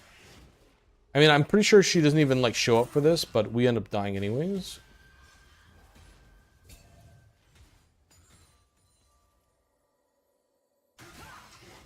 But it's just not... When she's here, we should always assume that she's going to wrap this way and then go for the scuttle. We should assume that she's looking for a kill on us no matter what. So we don't want to take too much HP or take too big of a chunk or go for any real type of trade. We want to just get this wave. We want to stay alive, and then when the wave pushes out, we could look for something. But we want to give it...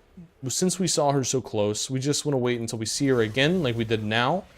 Just now when she showed up in mid lane, or, you know, after it's been 30 seconds or so. And then we look for some sort of trade.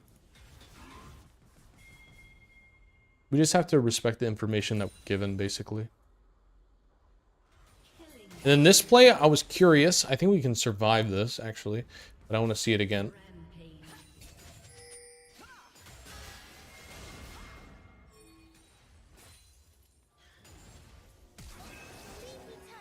Okay. What do we have? So I want to throw this idea out there for you. I'm not sure if this would keep you alive here. But using your ulti in a defensive manner is actually really OP. So your ulti gives you passive movement speed. So 30% and it scales up to 50. So it's 30 and then 40 and then 50%. If you ult somebody, whoever is the fastest character chasing you, you can use your ult as a way to get away from people. So let's say Lilia is chasing us here, and she does, let's say she doesn't ult us, but she's chasing us down, we don't have flash, whatever. If we ult her, then we get that extra 30% move speed, and she's obviously faster than Mordekaiser, so she's going to be the one chasing us, and we could just use that passive movement speed to keep distance, and we could use that as a defensive ulti as well. So I just want to put that in your brain and realize that we could use our ult as a defensive ability as well as an offensive ability. Yeah, I didn't think of it there, but I've definitely used it. As a defensive? Nice, okay, yeah. No, not a lot of people do that. It's super OP defensively, actually. Really cool. I think that's a really cool thing that people don't utilize enough.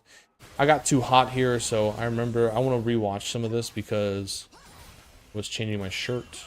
I want to see this again.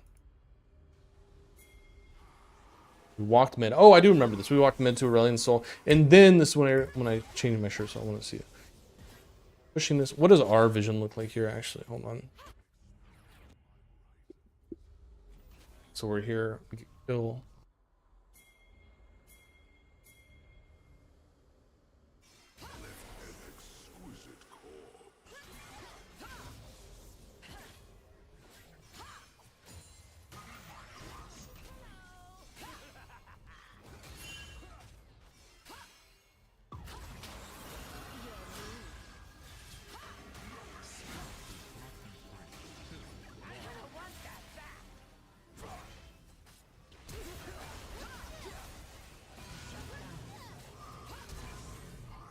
Not a bad play, to be honest.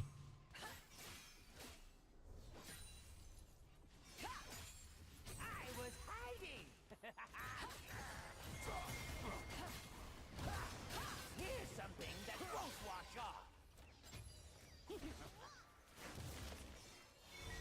We stay alive. Okay, that's just the part that I missed. I just wanted to see it again. We're good.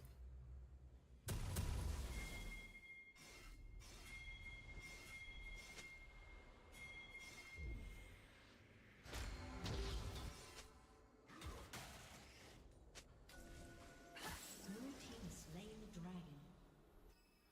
Blue team's turret has been destroyed.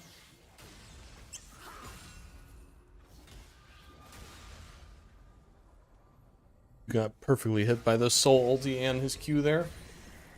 So it looked like he did more damage. And we go for a fight here. Like, let me see this. Got the stun. Boom. Do you... What is the input for that, by the way? What do you mean? Do you know what you're looking for when you're doing that? Like what buttons you press? Auto E flash Q, and then I do the second E on the last vital after I walk to it. But Okay, so yeah, you do use E to do it. So, but that's why we couldn't do it, right? Our E's on cooldown right now. I believe I don't know. Yeah. All right. Well, we don't have our E available right now, so we weren't able to actually do the fast forward there because it was on cooldown. Even if you did hit it, I'm not sure.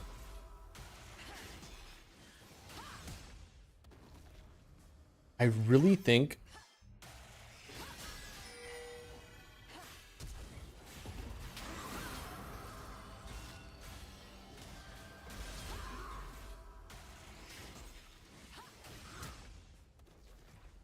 that would have been a close one. That would have been a close one. Flash E would have been nice. I mean, we did get his flash out and his ulti, so it was good. I was just wondering for the inputs. We just couldn't do that because we didn't have E available. You know what I mean? That's the only reason we messed it up if we were going for it. We knew what we were going for.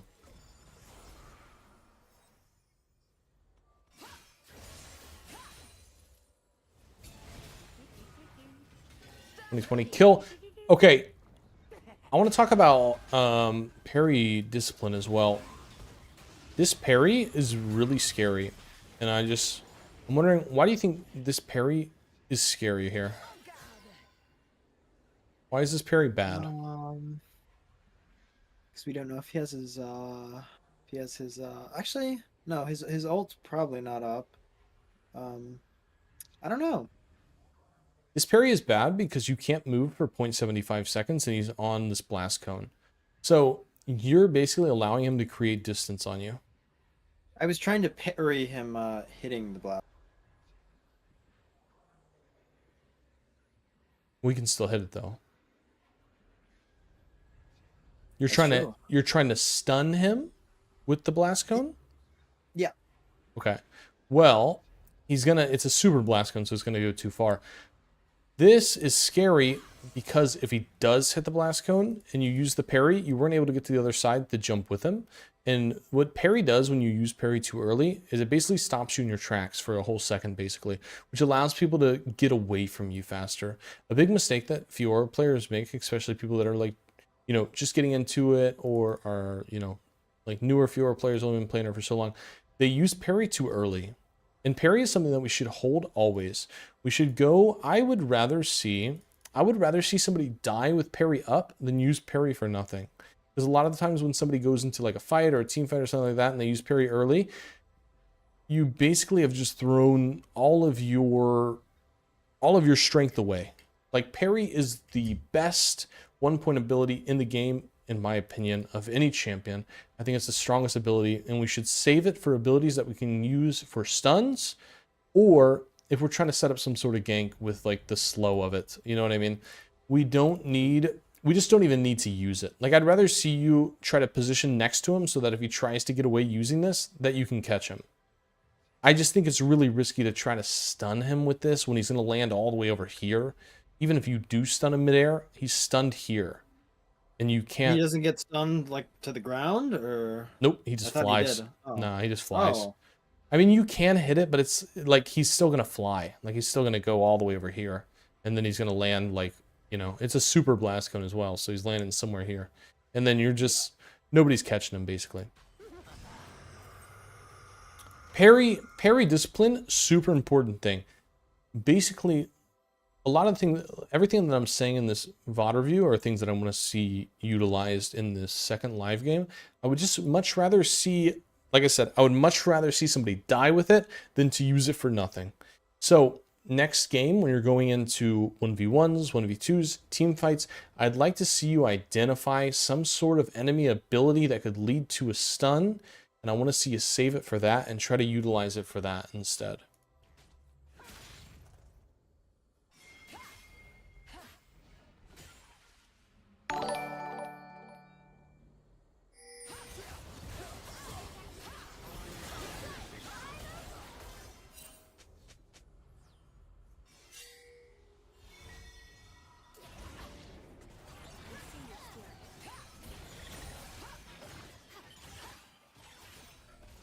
Big thing I want to see next game as well is us not being here. I would like to see us using the side lanes more, like top and bot, and trying to like slow push and stuff like that. Using our blue wards for like key spots where somebody could come and rotate to us. When we use blue wards, we want to be able to see multiple pathways. So like an ideal blue ward is just right here where my cursor is, where I can see 1, 2, 3, 4, 5 different ways that somebody could work or try to rotate towards me. Blue ward on this spot as well, something like right here in the middle, doesn't really matter. You can put it in the bush if you want to, you can put it right here, as long as I can see 1, 2, 3, 4 different pathways. If I'm splitting up here, I like it right here, 1, 2, 3, 4, 5 different pathways. Same thing here, just trying to see as many paths as possible to see if somebody's rotating on me. Does that make sense? Yeah. But I don't really like seeing Fiora playing with the team this much, like playing towards mid lane at all. I'd rather see her in a side lane, like pulling pressure to her, which you do make a really good play later on where you take this tower, by the way, which I want to talk about.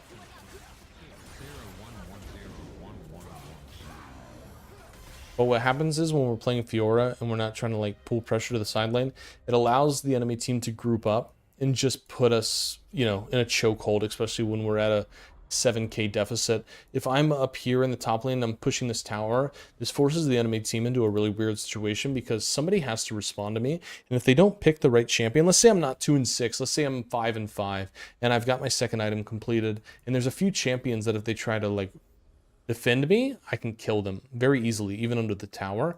Then they're stuck in a weird spot because there's only certain champions they can pick from that can actually defend me. And if they don't know that, then they're going to lose this tower, and this tower, and they're going to get nothing because the person that went to defend died, right? When we pull pressure and we go side lanes, somebody always has to respond to us. And what we do is we create these situations where the enemy team is forced into a lose-lose situation. So let's say for example, Dragon is available right now, and we're here, and we're pushing this tower. So enemy team is stuck in this situation where it's lose-lose. They could get the Dragon and send nobody to respond to you. Well, then they lose the tower and they lose objective bounty. So it's a win for us. If they do send somebody up here, well, then they're down. They turn this into a 4v4. And if you do have teleport, then this leads to a man advantage where either they have sent somebody who can't actually defend against you, so you can get a kill against them and get the tower anyways. And if they do send somebody that can defend you, then they're probably somebody that's pretty strong. So now you can just back away and use your teleport to create a 5v4 advantage and then go for this dragon, which might lead to a baron as well. So we're trying to create these really tough situations for our team with a champion like Fiora that's an amazing split pusher and extremely mobile as well. All right. But when we go for plays mid lane, like how we were here, kill Mordekaiser and go, we kill Mordekaiser and then we ran mid lane. Never run mid lane. Go top next time. Instead of running mid lane after the kill on Mordekaiser, go top lane and start pulling pressure. Pull people to you. Be the most obnoxious person on the map, but never die. If you can pull 2 people to you permanently because you're so obnoxious in the side lane, but they can never kill you, you can go 0-0-0 and be the most valuable person in the game on this champion.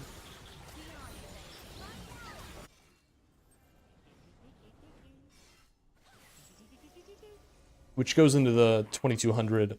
Talk about split pushing and what I had written down there.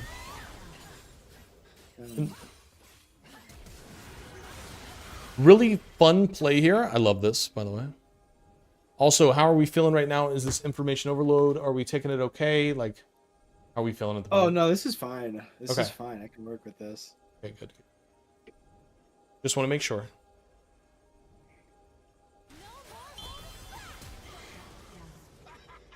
Because for some people, it might just come off as a whole lot of nothing. You know what I mean? And like, if you feel like I'm saying something that doesn't make sense, or you feel like I'm saying something that has no value, please ask me to explain it or ask questions. Feel free to ask questions or ask me anything you want to ask me, okay? Okay. I've gotten a lot of coaching for this game. A lot of coaching for this game. Well, that's why I was so excited. There's so much to talk about. There really is. There's so much to talk about. It's great. I mean, you could go, dude, you could go 13-0 and still have a ton of things to talk about. But I also want to talk to you about the good things too. Like, you know, this play, for example, I wrote this down too. I think this is fun. I think this is a lot of confidence to even go for this play, and I think that's great. Like, you feeling comfortable enough to go for this play, you're beating like months and months and months of hesitation that I see from other players that are scared to even try. You know what I mean? This might take somebody 6 months, I swear to you, a half a year to even try to fight this 2v3. I swear, it's crazy. Some people never go for it, and I'm just like, why? Just like try. That's the whole point. You're never gonna get better if you don't limit test and try to make those plays. You know what I mean? Never. So I was really happy to see that. Fiora's a fun character for doing that, I'll say that.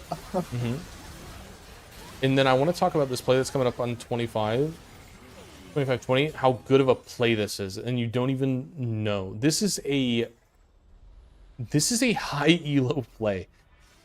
People don't do this shit. It's crazy.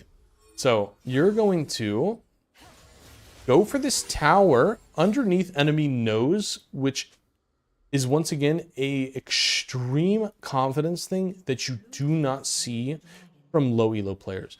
This is such a cool play to see, and I'm so happy you did this. When you get in the later stages of the game, and when you have 2-3 items, whatever it may be on Fiora, I do not care about this enemy. I'm getting this tower. Every time. Every time. I will let this enemy attack me, no matter who they are. If I think I can get the tower before they can kill me, I'm taking the tower. Every time. This play is awesome. And you almost were able to kill him as well. Which I'm just applauding you on that, because if you ever feel like you can take a tower or take an objective with the enemy just like straight up attacking you, let's say it's like Malphite, the Rock is just standing next to you and hitting you, but you're like, I don't really care, you do no damage, and I can get this tower. That is a huge play. A lot of people will just run away when as soon as they see somebody else, without evaluating the situation and being like, does this guy actually do enough damage to kill me, or can I just take this tower? You know what I mean? Yeah. So this is a really good play, and you almost got the kill as well. So well played overall. I mean, we almost got it. I'm sure if we weren't 2-8, maybe we could have. You know what I mean?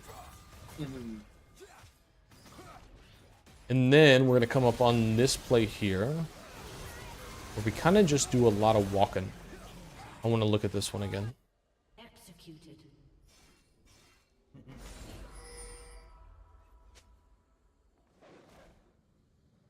Red team has slain Baron Nashor. This is just another thing. When we go into this next game, no more running mid. You don't run mid anymore. You don't need to. No more running mid. Not your job. Go side lane always. We're not running mid for anything anymore. Pick a side lane and go to it. Now, easy, very simplistic rule of thumb. You split opposite side of neutral objective. So we look at the timer. Let's look up objective timers. They just took Baron. What's the next neutral objective that's available? It's Dragon in 3 minutes. Okay, I go top lane. In about 90% of the time, you're going to be right, just judging off that. Just judging off the next neutral objective. So if the next neutral objective that's available is Dragon, we'll go top. If it's Baron, we'll go bottom. And you can basically get away with that and coast with that all the way into Plat and Emerald. And that's the right play, by the way. So.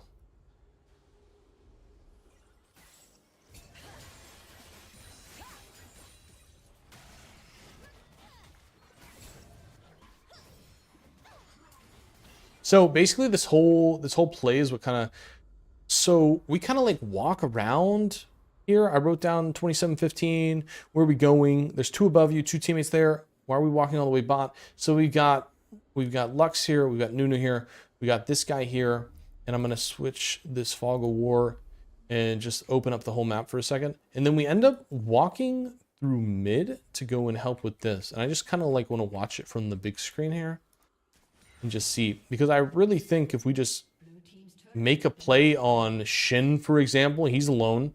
Like, let's look at this. Let's look at our vision on the blue side. I see him here. I know that Mordekaiser were there. I just saw him. And then as I'm going, we're going to see Lilia down here as well. So we know their whole team is here. So when you walk past like Shin, for example, that was right here, or Mordekaiser, you should just be going for these kills.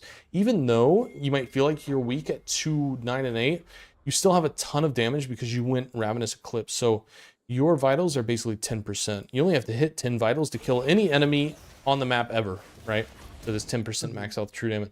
But we basically don't get any priority whatsoever. We kind of like walk from here. We saw Mord, we saw Shin. We didn't try to engage. We walk towards bot. We don't even catch this wave. So now this wave is pushing. So we did nothing for the map whatsoever and just kind of walk down. And then we show up at this fight. And then we end up dying.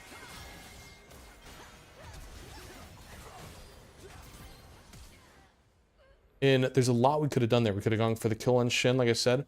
Kill on Mordekaiser. We could have just split pushed this wave and been attacking this tower by now, by the time we got down here.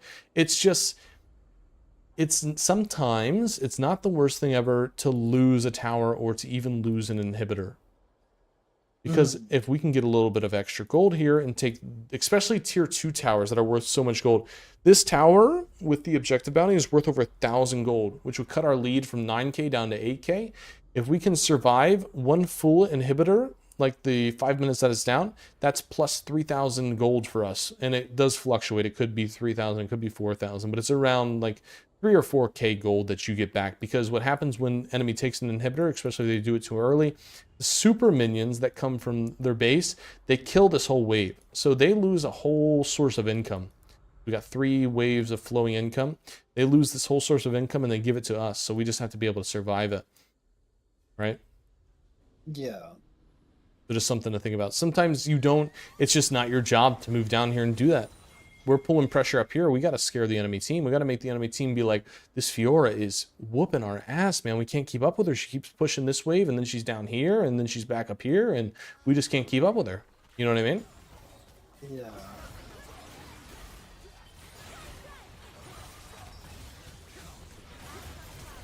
And this goes back to the last play here. It goes back to parry discipline.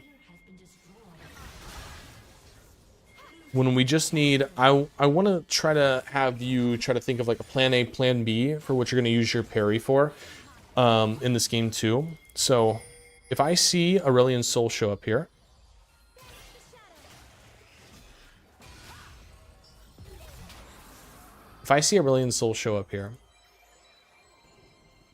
and he's got empowered ult, I know that I can stun him with his ult like anywhere in a massive circle. So I'm going to try to fight him, but I'm not going to use my parry right away. Okay. I'm going to wait till this hits, and then I'm going to stun him. And the stun is going to cancel his flight path. It's going to cancel his Q. It's going to cancel all of it. His W and his Q. And then I can get the kill off him. I should be holding my W a lot more. Yes. You're like a samurai, right? And you get one chance. You ever play Sekiro? I have not, no, but I know what it is. Yeah, it's like Dark Souls, but with samurais. Just try to envision your parry having much more value and try to go into any 1v1, 1v2 team fight and have a plan, right? Like if Orianna is against you and you're like, I'm only going to use my parry when Orianna ults. Now, obviously, having this mindset may like get you killed, but it gives you the right idea of things to look for. It's like you might go into a couple team fights and it might be 10, 20 games where you're like, I'm looking for this specific ability to use my parry. And maybe it never comes or we die like with parry available. But now we're starting to think about how to use the parry properly. And then we can start being like, okay, now I'm looking for Orianna ulti and Jin W. Now I got two abilities in my head that I know I can use my stun for, and then I'm working my brain a little harder. Then I'm trying to look for the Orianna ulti, the Jin W, and the Shin E. Now I've got three things that are in my brain that I'm trying to use my parry for. So we're slowly like baby stepping our way up, so we know the abilities that our finger is just ready to go on the W, and we use it only for those abilities. Oh. Yeah. Because we want to get the most value out of that W as possible. And this just ends up being the end of the game here, I believe. We stun up here. And then this was just a blue ward diff. So your vision looks like this. Now, the only reason I'm saying he's walking too close to you is because you have Rectrix. When you're going Hull Breaker, you have so much more movement speed because you get the plus 5% along with all the movement speed that you get. If he ever walks into like slide parry range, like where I could QW and slow him, then he's dead. Like right here, I would go for the QW, but I would have probably put a blue ward back here just to see, because what does it look like on full vision? Oh, if I would have put a blue ward behind this tower, I'd be like, ah, he's here, okay. And I'll back up. Like, I'll respect it because he's here. You know what I mean? Okay. Also, I didn't see you slide parry this game, but I know you know how to, because you already tried to do a bunch of things that I didn't think you could do in the first place, so I'd like to see a little bit of slide parrying if we could. Okay. Looking for slows, like you can use slide parry to stun people purposely, like catching a trap on purpose, or using it as a form of setting up a gank to slow their movement speed as well. Like there's a lot of options with the slide parry. This ends up being, we got a good stun here, and then we end up losing the game. But I think that's the big thing. I'd like to see a little bit of different use of the parry, basically. The different use of the parry, and I'd like to see more split pushing in the second game and avoiding the mid lane. And so that's my big three. My big three is our parry discipline. I'd like to see us use it better. I'd like to see us split pushing opposite side of neutral objectives.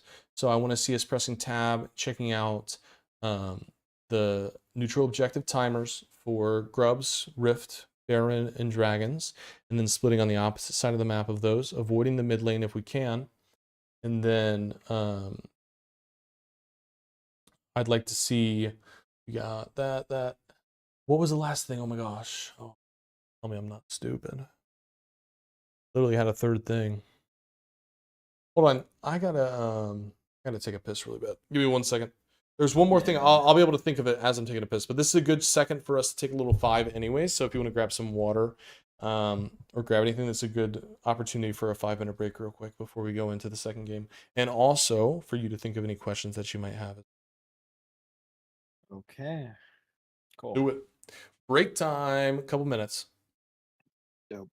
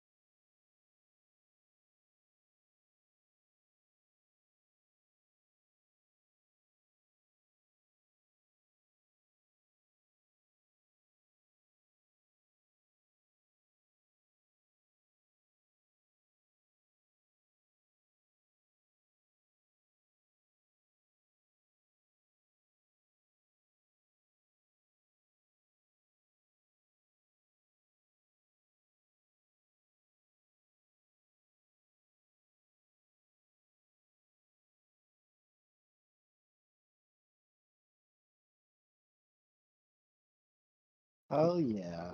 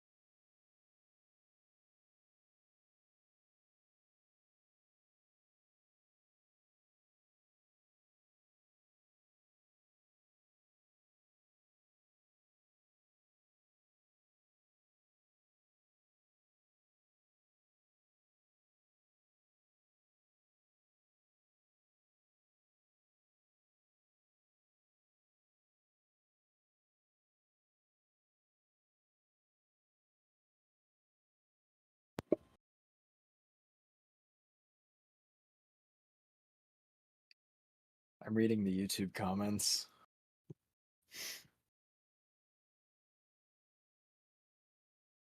I'm reading the YouTube comments. Oh shit.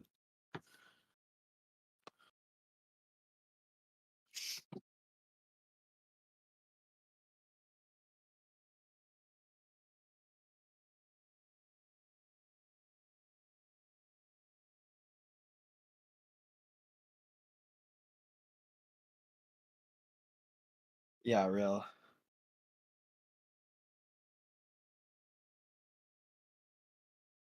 No, I've been a Fiora player for a pretty long time by this point. Like it's been maybe nearing 2 years, maybe 2 years. I used to only play Fiora. Like I think I went like 700 games or something only as Fiora, unless like she got banned. Are you talking to me or the chat? Talking the chat, man. Oh, I'm okay, reading okay. the chat. Because I was like, I am not here. I want to show you something really cool, just really quick. Oh, Warwick. Warwick is actually up your alley, not gonna lie. This is super aggressive. I just want to show you what I like to do every time before like I start a stream or something like that. Am I still streaming? you are, yes. Okay, cool. Just like my a little warm-up routine before I start my session.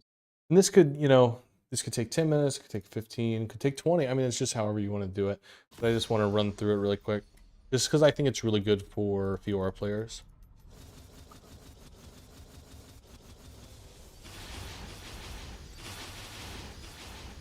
I mess around in the practice tool probably good. once a week, honestly. It's actually not uncommon for me to do that. Yeah, no, that's super good.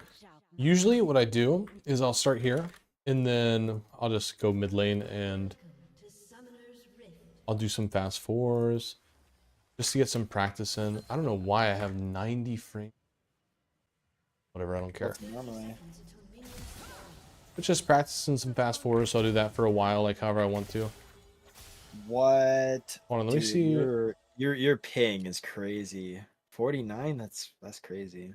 What? Yeah, I don't know why I am getting such bad frames as well. Bad frames. Yeah, usually it's 144 even. I don't know why, but and then 50 ping is bad. It used to be 20 and then Vanguard came out. But I'll practice that for a little bit and then I'll jump top and then I'm going to practice my flash vitals for a while.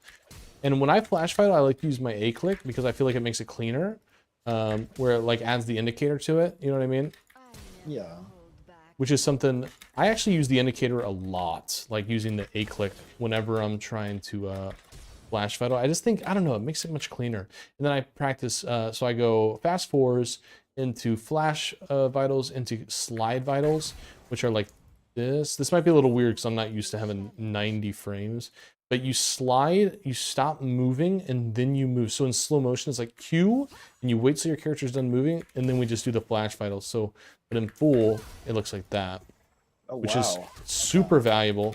One of the main reasons it's so valuable is because somebody might be trying to hide a vital from you underneath tower, and if I wanted to hit this vital and just really throw this guy off, we would just like Q in here and hit the vital with a flash. Oops.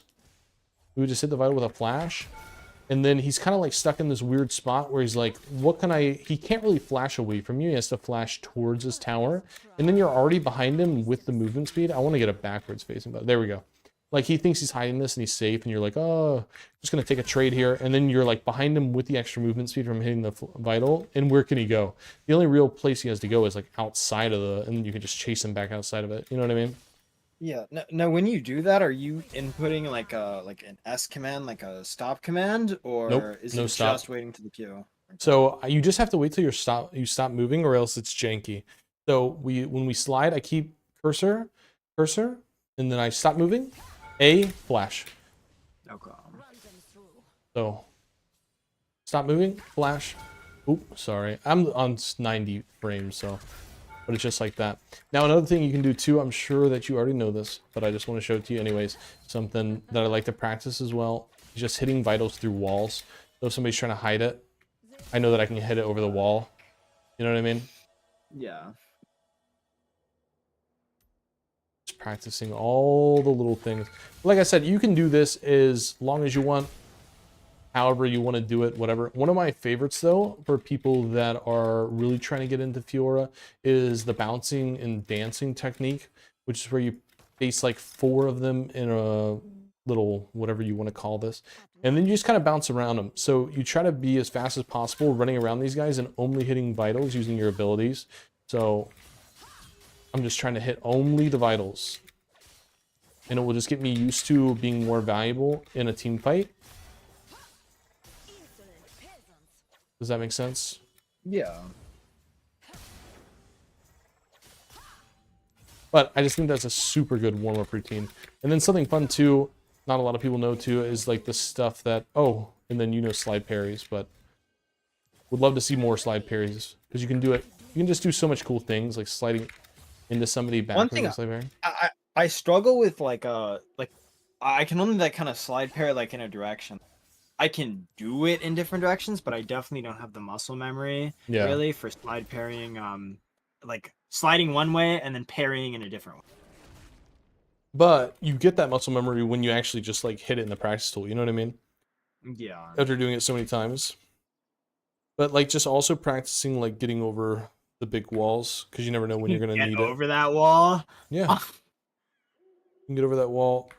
Like I said, it's a little awkward because I am lagging so hard, but getting used to doing this stuff is actually really OP, because you never know when you're going to use it. Like, I've actually gotten kills doing like this Q. Yeah. I've actually gotten like kills doing that, and like sometimes somebody flashes over this wall and you don't have the flash for it, but you do have your Q, and you can just like show off a little bit and get over it and be like, oh, look, I can catch it. You know what I mean? Yeah. Just something to practice. But the more you practice it, the more ready you are for it in the actual game, you know?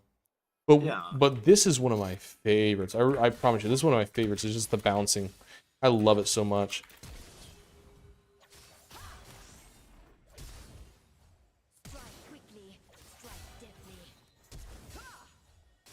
Love that.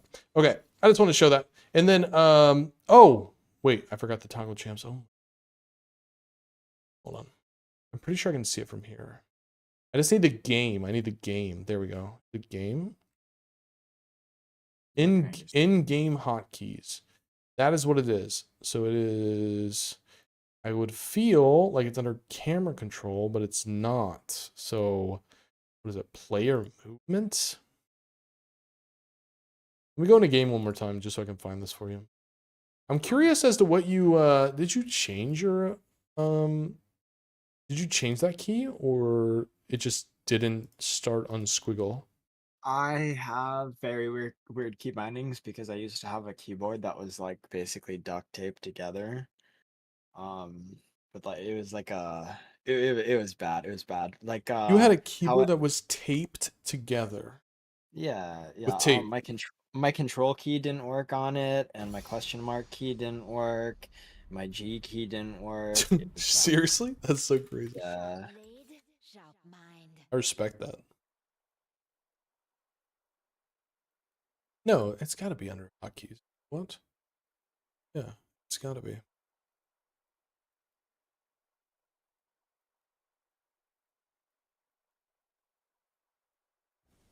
Welcome to Summoner's Rift. That is under abilities and summoner spells. 30 seconds until minions Target champs only, squiggle. But using the squiggle, I'm telling you, is a Fiora thing, by the way. Because she's one of those champions that you can move your fingers left one key and you can use squiggle. You know what I mean? Okay. Wait, hold up. Where was that at in the thing again? Hotkeys. So it will look like hotkeys. it looks like this. And then we scroll down abilities and summoner spells, and we have to go through all this BS, and we get down to where it says other. And then at the other, it's got level Target up. champions only. Okay. Yep. And then we do squiggle. And then it's just like, if I was to, like I was saying before, if I wish I had a camera that I could show you my hands really quick just for the lulz. But when I use my R, I don't really need it anymore for anything. So I just press R, and then I move my fingers down, and then I'm holding this. You can use it as a toggle as well so that you don't have to do this. But it kind of like becomes a thing, at least for me, when I know that I'm holding down like the squiggle button. I'm like, okay, I'm all in. You know what I mean? Like it's like a mindset thing. It's kind of interesting. It's like I've got I know what you're talking about. yeah, I've got my finger on QW E, and I'm like, yep, that's all I got. It's time to fight to the death, basically. You know? Why do I have Use 90 flash on frames? D. That's interesting. Flash on D is the best. Faker uses flash on D. I thought he used it on F. I thought he said you weren't a League player if you used it on D. Honestly, I just be lying. But let me see. I actually do think he uses flash on D. Hold on, let me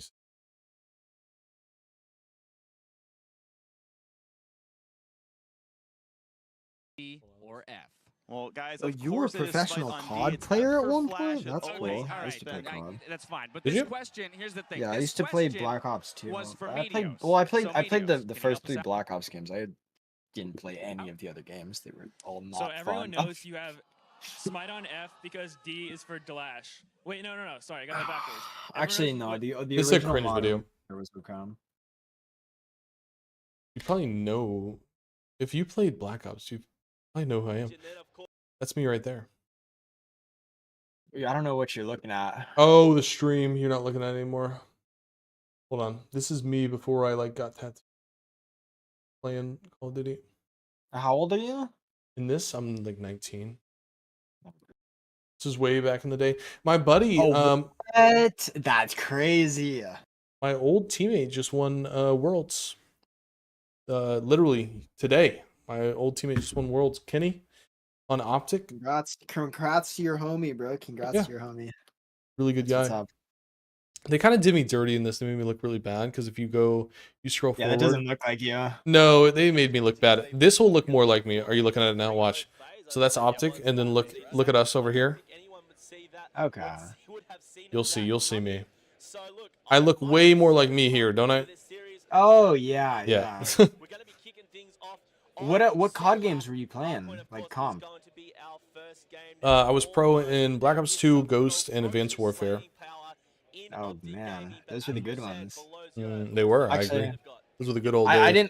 I didn't like Ghost like a lot of people, but I Nope. really liked Advanced Warfare too. Advanced Warfare was cool. I agree. I didn't like Ghost either. I thought Ghost was terrible. But that's okay. Yeah. When they're spawning behind you on Warhawk Blitz and it ruins your entire event when you're teaming with old school legends.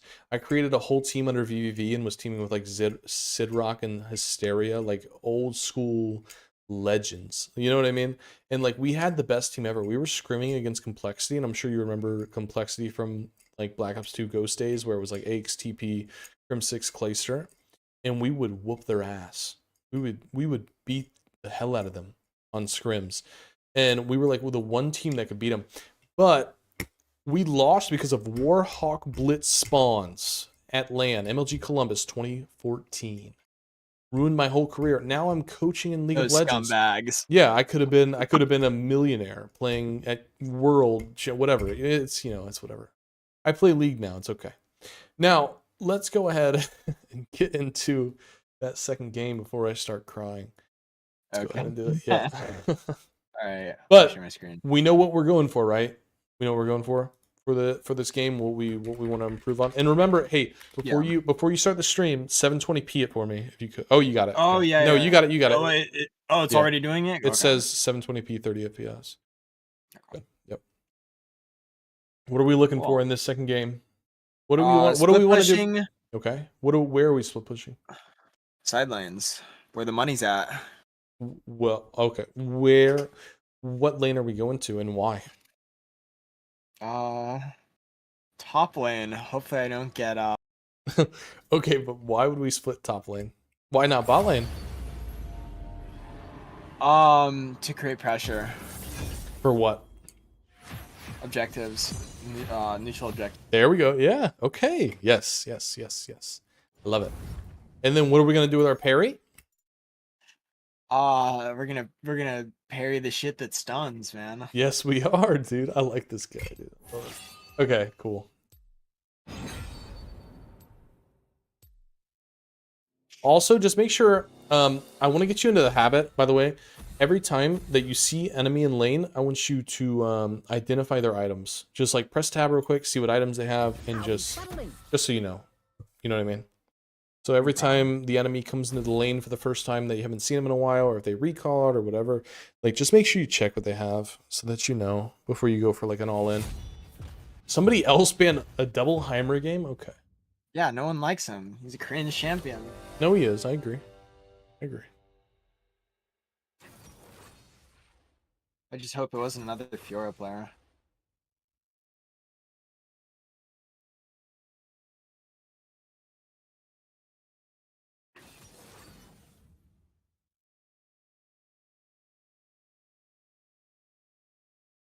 Come on, make it a fun lane.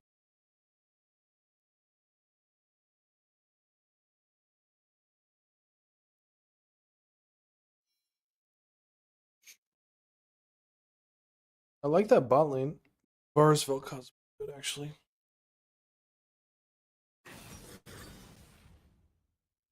Oh, I hate Malzahar.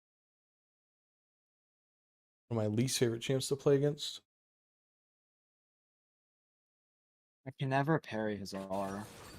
Well, you can't because it has no animation. That's the issue. Like, it's not really a realistic possibility.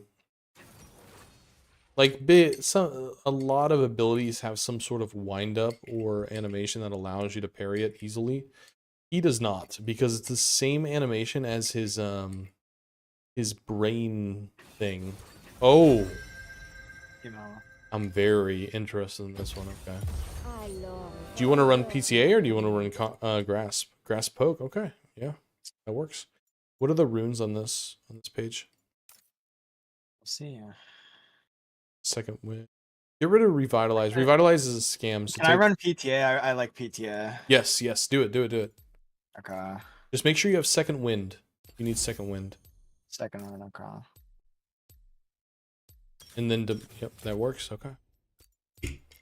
Because in any type of range matchup, you're always going to take Doran Shield. So the way that second wind and bone plating work, you just match them with your Doran's item. So if you're going to go Doran Shield against a ranged champion, you're going to take Doran Shield plus second wind because it just amplifies the healing you get. And if you're going to take bone plating, then you take Doran's blade. So you just kind of match those together, basically. Okay. Let's do it. Excited. It's Oh, it's Teemo. Teemo Jungle. Oh, okay. That is interesting. How do you feel about the Warwick matchup? I don't know. I don't actually play against Warwick top that often. I see him a lot more in jungle, but like I think I'll be fine. Okay. I'm gonna tell you right now, Warwick is your worst matchup. It is My worst matchup. Yes, it's Fiora's worst matchup by a long shot because it's just consistent bait. You cannot kill him, even if you think you can. He will out heal you by a long shot. So, if we were to know that we were going against Warwick, this is one of the very rare lanes where you would run teleport and ignite. In this matchup, we need to survive and then look for plays when we have our power spikes. So our power spikes are going to be like first item completion, Ravenous Hydra, second item completion, like those types of things. And then he's outscaled by 3 items, and then we can kill him whenever we want. But until then, we have to be super careful. This is legitimately going to be your hardest lane. Not even kidding. This is the hardest matchup for Fiora by a long shot. Warwick is very I'd hard. win. I'd win. Show me. Let's do it. But this is game 2. This is game 2 though. So I am going to take a little bit more initiative here in talking to you about things. So because you bought second wind, you have to take Doran's Shield. It's a have to. It's a have to, yes. Even though he's not ranged, you still have to because it matches your rune page. It's just the better play. Let's 5 point and let's go stand in that bush right below your tower. So this is the 5 point on the other side here. Now I know you like to ward and see if they're in if they're trying to gank you. Do you want to ward from this side? And I'll tell you how to do it. 30 seconds until minions spawn. Yeah. Okay. Let's wait here for a little bit. We'll wait. Oh. Yep, just stand here for like 10 more seconds. It looks like Shaco might already be. Oh, he already did. Okay, yeah, that works. Well, what you want to do if you want a ward from this side is you stand in this bush until about the 105, 110 mark, and then you walk down to the bush that's right there. Yep, a little bit lower, right there. And then you put a ward over the wall that can see Gromp and see blue buff. And you put that down at 140. Like right there. Basically, yeah. I put it down at 140. Yep. Oh, okay. Minions set at 138. And then you'll walk back from your side so it looks like you were leashing. Okay. But he already got one down for you, so you're good. The later the ward, the better, really. It looks like Shaco might, and if it's a normal Shaco player, he's going to want to gank you early. So if you start losing, or if he's pushing you in, allow him to push you in because we could get a gank off. He has no teleport, so we want to abuse that and beat him with macro. You're only looking for trades that are front-facing vitals in this matchup. Oops. Run them through.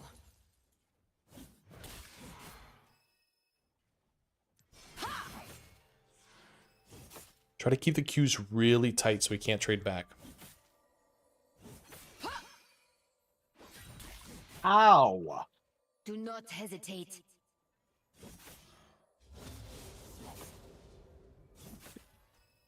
Just keep your eyes on your Shaco here. Could already ping assist here and let him know that you want it. Such unrefined style. He's coming to gank you. Let's get level 2.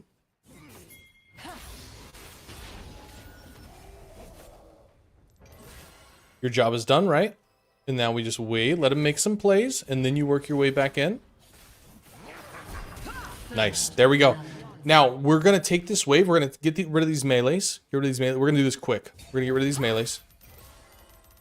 Get rid of that. Get rid of this cannon. He has no teleport. This is how we're going to abuse him. Get rid of the cannon. And now we're going to take 2 casters. 2 casters. So it's 4. One more. Yep. Now recall. Now recall. Yep. You know you're good. This is perfect. You're gonna double longsword, potion, recall back. So this is how we're gonna. Actually, let's get executioners. Undo. Executioner? Yep. Executioners just for him. And now we'll recall back. And we'll get this wave back. And now we can fight him. Maybe. Executioner is really good in very specific matchups. Only into like Warwick, Nasus. Yeah, that's about it. Not a lot of people. Precision and grace. Nice stun. Go all in, all in, all in. You win. You got the stun. Go all in. Trust me. You're good. You're good. You're good. Kill him.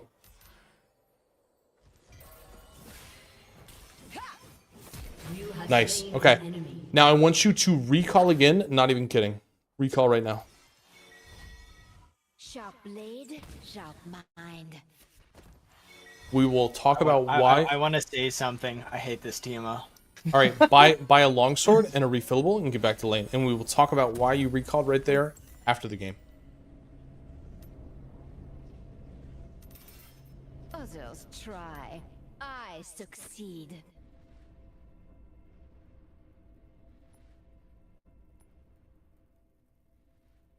This is a very good start, by the way. Huge. This is your hardest matchup, and you're kicking ass. Keep it up. Good job. Do not Love you, hesitate. bro. How to win. All right, now we're in a good spot. He missed out on a lot of minions here. Now I want the wave to crash into me, and I want to slow push it back. I want to look for a big trade when I hit level 5.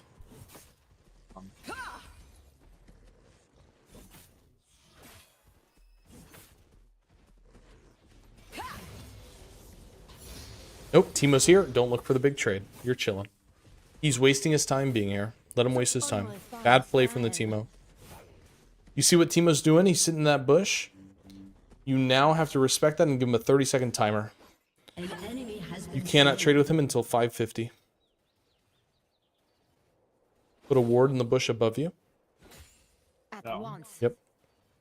And do not trade with Warwick until 550. 10 more Timo could seconds. still be invisible. Mm-hmm. If he's still there at 550, he's trolling. So now I would look for some sort of trade. Get that cannon. He doesn't get to bully you off of that. You're stronger than him. Now you can look to be aggressive. Do your thing. He doesn't heal very much because...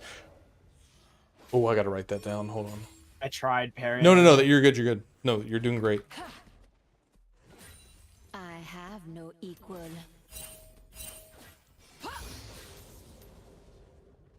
I'm gonna manually click on R, by the way, because of, like I said, my key bindings are weird. You're good. Got one more wave, and then I want to recall because I want 2 more long swords. I'm itching for the sword max right now. Parry now. Try again. Oh my god. It's beautiful. Oh my Easy god. peasy. Screw that work there. All right. You get a play? Yep, 1 plate into recall. 1 plate into recall. 1 plate into recall. Get your demolish proc, and then recall now. Right now, on your wave. On your wave. Just don't even move. You want him to know you're recalling. Trust me. We'll explain that as well. Ah! Oh no! Hold on. I'm gonna explain that recall a little bit better. It's an ego recall, but what it does, it's got a purpose. But you're good.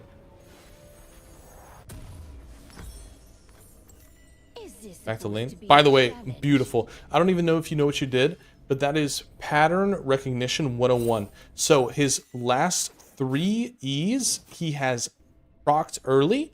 So that's why I called for the early parry, and we get the stun because he's done it 3 times in a row, right? But we'll talk about that.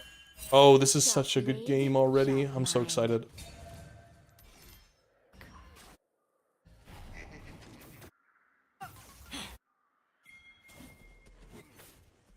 This wave is very big. You don't have teleport, and you have a lead.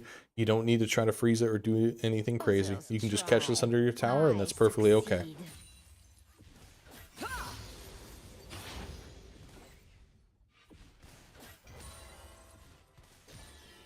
This next wave, I want you to catch it before it hits the tower if you can. I didn't say that fast enough. That's actually on me. I'm going to explain. Minions Do caught not it. hesitate. Yep, we're good. I should have said that faster. I would really like it if you could get a word on the grubs. I want, Drugs? yeah, I want grubs. You can lose a minion for it. He's not allowed to have that, by the way. He's level 5. That's yours. And put a word down. You Yep. wasted your time and you gave me a scuttle. Thanks for Yep. leash, little bro. Now you get to go back. Hold up. I got trash talk. Okay. Go for it. I'm not stopping you. At once. So now you got vision on grubs. You got Shaco, who is either going to go for dragon. He needs to go for an objective play here, but we only want to last hit now. I want to make him lose as many minions as possible. We zone him. Yep. So I just want to make him only last hit. Allow damage to go through.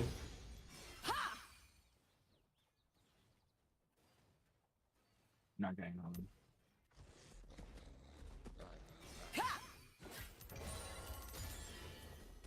Try to get a demolish proc here. I want to see this. Try to ego. Do not hit him, though. Make sure you don't hit him. Just 1 demolish proc and get out. This is just more of a challenge than anything. Okay, perfect. I just wanted to see you do it. If you can do it, that's fire. That's fire. I would ping the grubs. Just tell Shago to get the grubs. Precision Yeah. and grace. This is where we're taking initiative. He doesn't realize he needs to get the grubs right now when you have this much prio. You're 2 levels up. There we go. He's pinging it. Okay. Come on, Shago. Hurry up. Hurry. Yep. Nice. Ult. Ult. Oh. All good. All good. All good. All good. Run away. Run away. Run away. Shaco's on the way. Wasn't looking at the map. Stall your time. Stall your time. Shaco's here. Nice. So what do you think? Should we Go- recall or... No, no. You're good. You stay here. Stay here. Be a challenge. You have teleport here. I want to set this wave up. I need 4 casters to make this wave a freeze. I need 4 casters. That's it. How am I going to get 4 casters? Let's make it happen. I have teleport. Warwick just spawned. I've got 15 seconds to work with. What am I doing? I'm going to take those 2 melees. I'm going to take the cannon. I'm going to recall. And now I'm going to take 1 more minion. Actually, I'm going to wait till the next wave. I'm going to take this one. We're getting down 4 casters. Quickly. One more. And then we wait and we let them catch. And now we recall. Boom. Perfect. Oh my god. So good. Well done. And now we're going to recall right back to lane. Do not prioritize Tiamat because you have so much value right now. So just go Vamp Spectre. Yep. Perfect. Just get back to lane. An enemy has been slain. Beautiful. Beautiful. Sharp Okay. mind. And now we're just going to hold this wave. Only last hit. Hold this. Get rid of this melee here. And now this wave is frozen forever as long as you can hold those 4 casters. Only... Oh. Okay, never mind. It's broken now. But you were really close to a permanent freeze. Really close. So I that's pretty good. succeed. You're missing... There's something you're missing on the map. What is it? Vision? Yep, there's no ward on grubs. I need to see those grubs. Let's go put a ward on it. I can't believe I can't see those. Those are my favorite thing in the world. Yeah, help him, help him. Yes, you win this. I promise you win this so hard. Kill him, just kill them all. Early? Oh my god, he keeps doing it. This is art. Calling for the classic wonder. This is art. I hate team up players. I don't know about this. I Yeah. get better. Oh, Hey, you're feeling yourself, that's okay. he still died. Yep, you're feeling yourself and that's okay. Look at your wave. I know, it's chill. It's still frozen. It's just chilling there. That's why you're allowed to leave and make that play. Good job. It's the 4 casters. This game is going so well. Oh my gosh, you're smurfing on him, brother. Such unrefined style. Look at 1, 5, and 2. Oh my.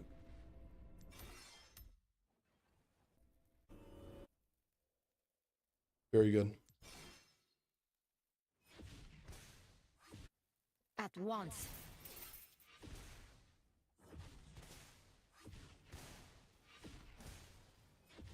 Whoops, I have my No, you have Ravenous now. You got to do your thing. Now you just have to push. There's nothing you can really do. Now, once you get Ravenous, this is where you get really aggressive. The death. Like, you might even take the grubs by yourself because Shaco is so lazy with it. Like, not even kidding. Try to get a Ravenous proc, or Demolish. Don't hit him, though. And boom. All right, perfect. And we're out. I have So make sure that you use your...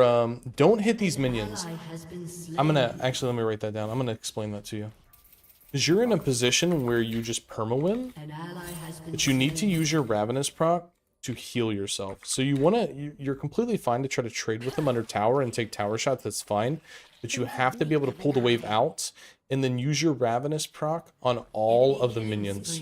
Your Ravenous proc has empowered lifesteal. healing. Yeah. Yes, yep, you got it.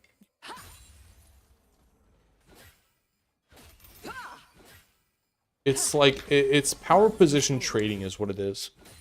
You're in the power position and you can trade extremely aggressively because you never lose HP.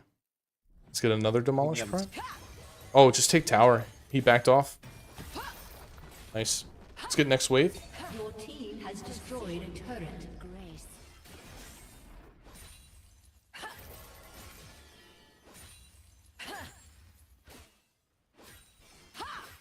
And let's work our way to that neutral objective that voids. And as you're walking through, let's go ahead and put a ward in their jungle. Is this supposed to be a challenge? Be careful. He might try to ult you here. Finger on parry, just be ready. Go for this by yourself. Go for this by yourself because this is the proper play because your bot lane is pushing in. I will explain it to you.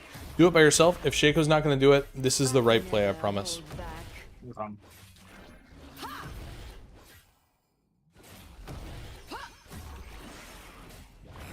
An enemy has been slain.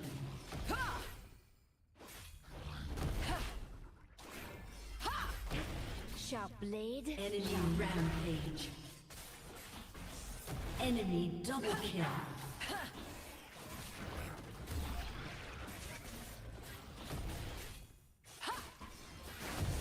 Okay, I want to test you here. I want you to walk back to top lane here. Oh, With- walk with- back to top. I want you. Alright. I want you to top lane with no HP. I want you to get full HP right now. Show me how fast you can get full HP, because you can do it in one button. There you go. Yeah, it's that easy. Thank you. Okay, perfect. Let's get the next wave and let's recall. That's so perfect. Okay. Do not You'd be hesitate. surprised how many people don't realize that. How fast you just get full HP off that.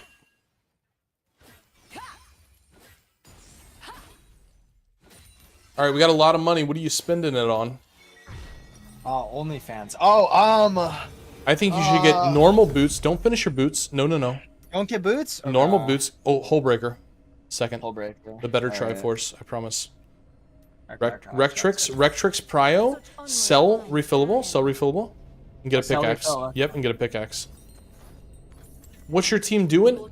Nothing good. Go get that dragon. Okay. Yep. Ping the dragon. Say on the way, on the way. Yep. At once.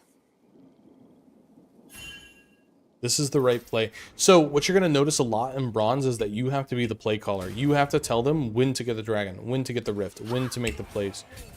You are so strong right now, by the way. If they try to fight you, you win. Go ahead and get this. Once the dragon's at like 2k, go ahead and move away and go towards bot lane. Oh, kill him.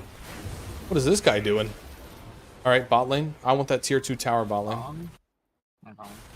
Your turret has been destroyed. Unless Kai'Sa's really... Has been slain. Varus, yep, he's got it. Okay, you're good. Go for this down here.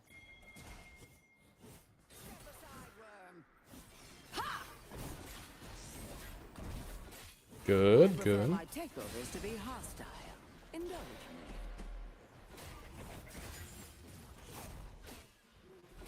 me. In the blink of an eye. Slide parry? Oh. Oh. It's okay. flashed. It's okay. I think I'm. Let's get our HP. Yep, get your HP back. There we go. Beautiful. Now, we got Rift here. Let's see what we can do. Oh, there's 3 here. And grace. We need to flow. We need to flow. This is no longer a play we can make, right? He's going to get out of these Shaco. So, this is a recall angle. Yep. I'll explain that. Press tab real quick. Let me see their team. Destroyed a turret. Mark treads. Arcs. Is this supposed to be a challenge? We'll go top here, and we're going to split this all the way to that tier 2 tower. Your turret has been So you are literally going to stay here, and you're just going to push this tower out. Or you're going to push this lane all the way to the tower. And then just remember when you recall next time to get blue wards. Sharp mind. Get blue wards. Okay. Yes. Mm-hmm.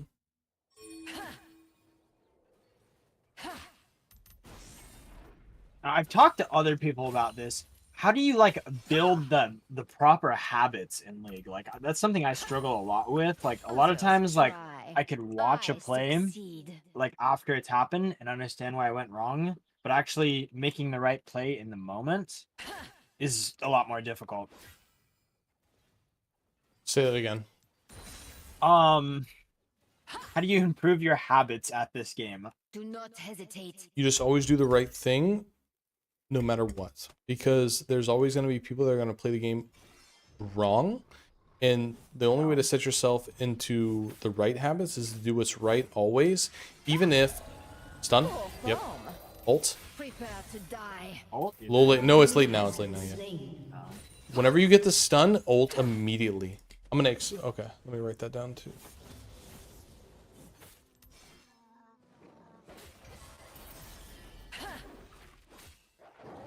Insolent peasants. We're playing a risky game here. We got our whole team. We got Vel'Koz and Orianna recalling. So let's try to go towards the middle of the top wave up top. No, no, no, no, no, no. You're going to die. Down. Try again. Get out of there. No. Strike quickly. Strike Yeah. okay. Yeah. I should have listened. Limit test. I respect it. It's a limit test. But you just can't. Yeah. You need 2 parries for that. You know what I mean? Those are just... That's 2 bad champions to go for. So basically what I'm saying is somebody in bronze, like a bronze ADC, might go bot lane when they're supposed to be mid lane. You go bot lane regardless if they're bot lane because it's the right play to make. Does that make sense? Even if they're already bot lane, you go bot lane anyways and you bully them out of bot lane because they're not supposed to be there anyways. So you always make the right play, even if somebody is not making the right play. Hey, where we go? Are you going bot lane right now? Oh, it's beautiful. I shouldn't be going bot lane? No, you should. No, you should. This is perfect. Okay. Why are you going bot lane? Because this is low, and like the rest of my team's mid. I have no Okay, but there's a better answer, but I like it. Okay, you're going bot lane because the only neutral... Go for him. He just ulted you. He's got nothing. Go. You're strong. Kill this guy. There's his Ultim? ult. He does still have it. Okay. That's okay. How strong is that guy? He's level 14. Yeah. 2 levels above us. Okay, the reason you were going bot lane, though, was because you had Baron available, right? That was the one neutral objective that was on the map, and that's why you went bot lane. That was the right play. That was the right play. I still think that's okay, by the way. I might have misdirected you there. Cooldown on his ult. Um, Oh, it's actually long. Can you see this? yeah, I can. But he has he has magnificent, or whatever that item is called, and it makes his ultimate a little bit lower. An ally has Full been breaker, slain. nice. Ooh. Okay, he Should I still be definitely going doesn't bot? have. Oh, no, this could be a play, but I would be catching this top wave here. The new neutral objective. So, in this situation where you have Baron and you have Dragon up, the neutral objective that you're playing for is the less priority one, the one that requires less resources to get. So that is the Dragon. The Dragon is easier to get than the Baron. So if both of them are up, you go top lane. So this is once again the right play, because it's easier for the for your team or the enemy team to grab the Dragon than it is for them to grab the Baron. It's going to take them 2 or 3 times as long. Push this fast. Go, go, go. Because you want to pull pressure now. They have to force the enemy team to make a play. Like, they need to fight for this Dragon right now. Your eyes should be on the Dragon while you're pushing this. So we need to have a little bit of camera control here. Killing spree. Okay, team got a kill, so we can keep pushing. All right, we see... Yep, I want to... We see everyone. Yep, so you can go ahead and get this, right? Because you know that they're pushing them off. Now you have Hole Breaker. Look how fast you take the tower. All right, next tower. Where's my blue wards? How am I supposed to see who's in front of me? What if the enemy team's collapsing on me? I don't know. I don't have blue wards. It's tough. Well, I might as well keep going because I don't have blue wards, so I don't know. All right, I go. I leave. There you go. That's my play. Now I recall. I got 1,200 gold. Can I tell you a secret what the next item's going to be? You're going to build Static Shiv. You're trolling. I'm so serious. Build Static Shiv. Okay. Okay, we're doing Rectrix first. Rectrix. No, Rectrix. Rectrix. Rampage. Yep. All right, where are we going? Sharp blade. we're gonna go bot lane. Yes, we are. Okay, good job. All right, but keep your eyes. I want to see some camera control. I want to see us looking at mid lane. Like, watch these. You have teleport available. You could make a play on this. So if they're low and they're in mid lane, I want to see you teleport, and I want to see you flank a team fight. Right now, we're gonna use this. We still don't have blue wards though, so it's really hard. Yep. Sorry, it was not used to building static. You're good. Keep pushing. Static just to like hard shove waves even quicker, or Oh yeah, movement speed. Push the waves faster. Big damage. It's great. I didn't know Fiora could even build static. I've like never even tried that. We're learning a lot today. Now he's here. What do we do? Nope, we're out. Not that. No parry, no play. So we back up. I wish I had a blue ward to see inside their jungle. Now we have, let's just sit here. We're going to fish. This is called, nope, stay here. This is called fishing. So fishing works really well in lower elos where we just sit here for as long as possible. The only thing that could throw the enemy off is if you got a Hole Breaker proc on a cannon minion. So you're going to sit here and just let this wave push past you and see if anybody pushes to it. So this is called fishing. So we just wait a second. We only see one person on the map, so we're waiting still. We're waiting until we see more. We see 4. Now we push. We saw 4 on the minimap. Now we push. So we're fishing.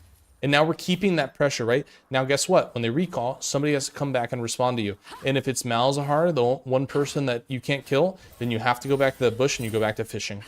Because there's nothing for you to recall for. All right, it's Malzahar. Back to fishing. Do not hesitate. Maybe I should have warded. We just, yes, I agree. But we just sit here. No, no, no. Don't recall. You don't need to recall. Still fish, okay. We're still fishing. Yeah, we're still fishing. We're sitting right here. Don't leave. Don't leave. Recall animation's cool though. No, you're fine. Do that. But we're fishing. Let's see. Maybe he's going to get greedy and walk by us. And now we wait until we see at least... There he is. All right. Let's go for it. There you go. Boom. He's going to ult you immediately. Ult him, and then he's going to ult you. Ready? Yeah? Oh, it's... That was a... It's okay. It was a little bit of a mechanical misplay there, but that was good. You were fishing. You got the play you were looking for. That was really good. It's okay. We just kind of... We needed to ult him immediately. That's the only issue. We just have to ult him really fast. You know what I mean? Okay. I have stopped taking notes because I'm so involved in this game. We're just gonna have to look at the VOD together because I've gotten really into it. So Wow, his W did 1,000 damage. An ally has been These little dudes do a lot. but no, if you would have ulted him sooner, you think you killed him? I think if I you would have ulted him sooner, yeah, no. yeah, Absolutely. I think if you ulted him immediately, I think you're fine. Such unrefined style. Where are we going? You're going towards mid lane again. I guess I go Yep. back side lane. There you go. You're autopilot. Don't autopilot. Don't go mid lane. Go bot. It's the right play.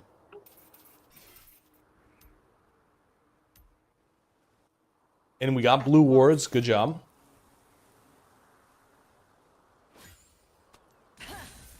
I don't even think you realize why the static shift build is so good. Do you notice anything different about your character right now? I'm fucking. Oh, sorry. I'm fast. You're very fast. Yeah. I got you're 420 movement speed. You're You a- see my profile picture? yeah. You're extremely obnoxious because you're so fast. So I don't think. Deal with that, Malzahar. Deal with that. Don't go for that. Let's relax for a second. All right, fish in this bush. Fish top bush. Not that bush. To your left bush. To your left bush. Fish here. All right. I want you to ult him fast. Ping him. Ping him first. Ping him. Let your team know. All right. Ult him immediately.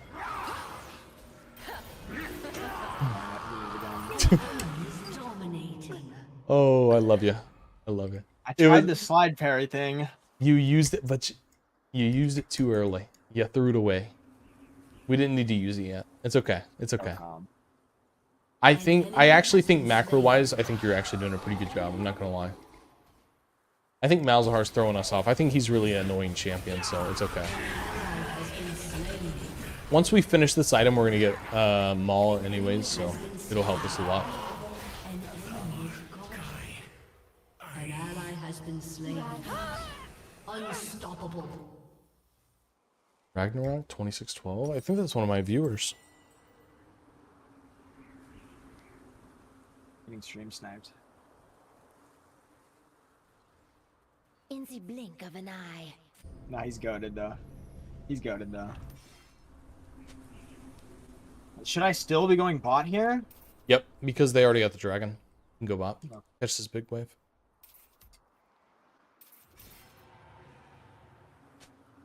Alright, we're gonna focus up here for a second.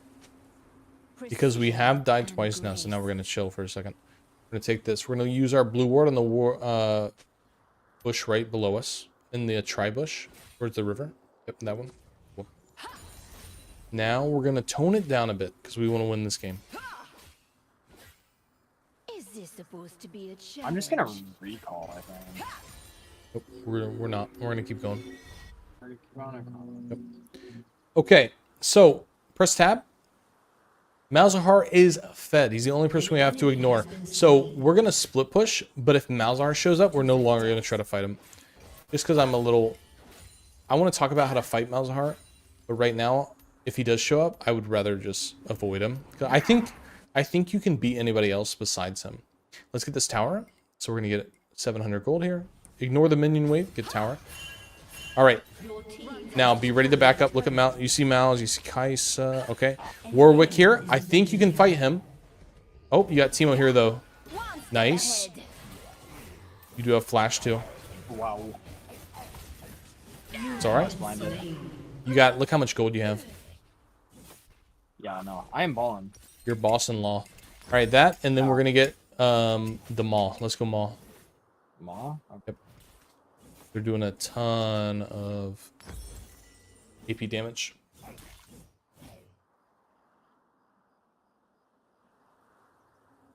So why is that death okay? I got the tier 2 turret. And what else? I wasted their time. True. So they get nothing out of this, right? They kill you. There's no objective for them to get. They don't take a tower. They don't get any type of positioning. They get nothing. They move. We don't really get punished for it. Yep. They move to bot lane, and then there's nothing unless Shaco ends here. I mean, he could, but go bot again. I'm so just run bot again. Yes, I'm so serious. I know it seems like really counterintuitive to like. I'm gonna tell you something about League of Legends that a lot of people might find surprising when they're trying to learn the game. The game is a lot more simple than you think it is. There's like rules and regulations to the game, and you literally just stick to those and you will continue to climb. So we just go bot here, and because it's the right play, because the neutral objective is Baron. So we just died down here and now we go right back to it. You think you could take her? Let's go for it. Why not? Yeah, kill them both. Oh yeah, and now we just, and guess what? Now we just keep pushing. Now they're 2 dead.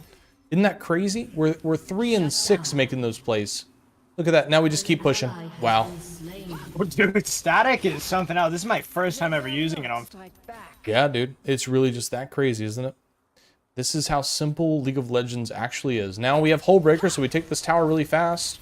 Boom. And now we get the inhibitor. And now look at their mid. You're not looking at these guys in mid lane. Are they low? Can you kill them? Okay, he's full HP. Now flow mid.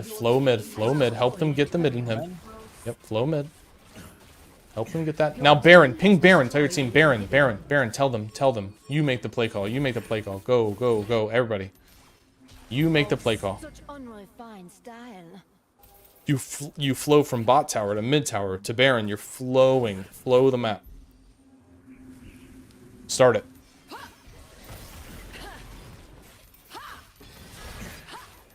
Do not use your parry. It doesn't do damage to an epic monster like that.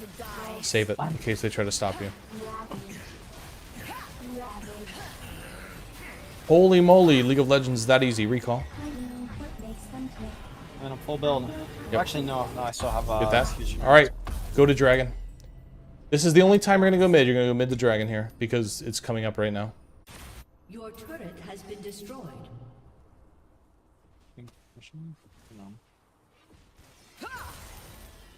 Alright. Dragon has how much time? 20 20 seconds, okay. Oh, I don't like that. He's the one guy I don't like, right? We're out? Okay. All good. You guys got so much. Oh, it's okay. They don't get anything. Though they have no waves. It doesn't matter if they kill you here. It's fine.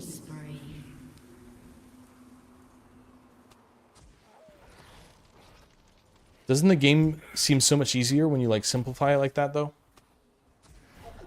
You just run side lane. Report Warwick. Well, what about that flow? What about that beautiful flow you did from bot tower to mid tower to Baron? Beautiful flow, nice. But it makes sense when you think about it, doesn't it? It's like oh yeah, like that makes sense. Like, Yeah, no, it does make sense. Because you're not really wasting any time. exactly. Yep. You're just flowing. Tempo. You're just flowing with the game. You can walk down the Dragon here. Just tell Varus to get the Baron. He doesn't know. Let him know that he can get the Baron. Yeah. You mean the dragon? Dragon, yeah. This is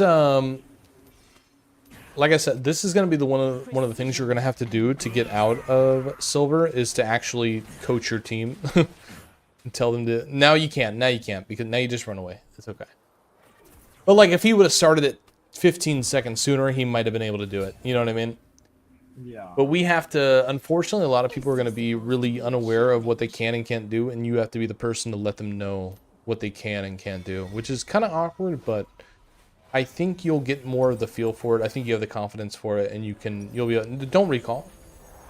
Oh, too late. What do you, okay, we'll grab an elixir then if you're here. Elixir? Yep. There you go. Sharp blade, sharp mind. I'm okay with top push here.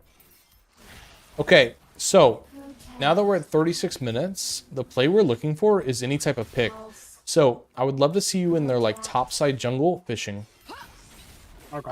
Because you are, check your vital damage real quick, just so you have a general idea. Like 12 maybe? 15%. 15, dang. So you basically one-shot any squishies and you four-shot any tanks. So at this point, you're kind of looking for any type of flank play or to fish on somebody. So let's just sit here and let's just evaluate the map. So Kai'Sa bot lane, Malzahar mid, Teemo on Shaco. Can we find anybody? We got a blue ward as well if you want to try to sneak somebody out. Do you think anybody might be okay? Maybe somebody's there. Malzahar's there. Let's go cut this wave. This wave that's going to be above Gromp. Yep. Yep, let's cut this wave because we just saw 2 of them bot lane. Let's cut it real quick. We see 1, 2. So this is where, as a Fiora player and a split pusher, we start evaluating the wave. Malzahar, ping him. Make Malzahar or Varus stop that recall. Tell Varus stop that recall. Go. And now we split push this. We're going to pull pressure. So they're going to recall for you. You're going to push this next wave, and then you're going to go back to fishing. You're going to go sit somewhere. So we're going to push this. And then they're all going to be on you. All of them. So now you back up. Back up. And now find a good bush to sit in for a second. Now, when you're fishing like this, and when you're split pushing and pulling pressure, they can never make progress on your base or try to end the game because you won't let them. There's nothing for them to do besides respond to you. Do you see it? Mm-hmm. Do you see the vision? All right, now we're sitting. Wait till we see at least 3. We need to see 3 before we do it again. Just chilling. We're just chilling. They're not pushing for anything, dude. They're doing nothing. We're just gathering information. That's not enough people for us to do anything, so we're chilling. I feel like somebody might walk into you here. Let's see. Oh, I want the Kai'Sa. Can I sneak up on the Kai'Sa? Can I kill the Kai'Sa? Let's just... That's who I want. That's who I want. Kind of just waiting here. They don't know. I want the Kai'Sa. I don't care about the Warwick. He sucks. Now go for Kai'Sa. He's gone. Where's Kai'Sa? Find her. There she is. Yeah, get the Kai'Sa. See, she's way out of pocket. She's so far. Ping her, ping her. Help me, help me. Yep. No, that's good. That's good. There we go. She's out of... She's not allowed to be there.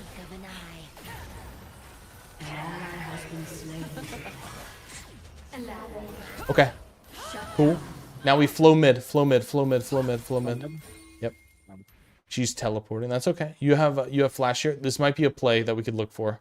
So we got Kai'Sa out of the picture. Oh, a stun. Yeah, she might ult you here. Be ready to parry. Nice. Go for mouse. Go for mouse. He's your... Oh, Teemo's here too. Be careful.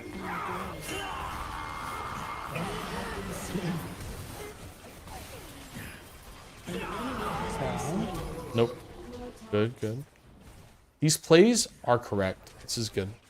You got 3 for 1.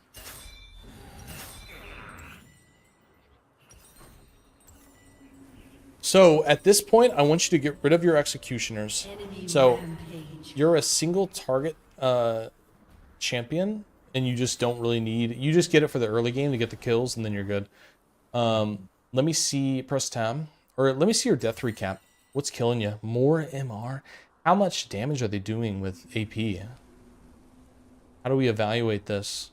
Is Kai'Sa building AP as well? So we've got 1, 2, 3. So we've got every carry is AP.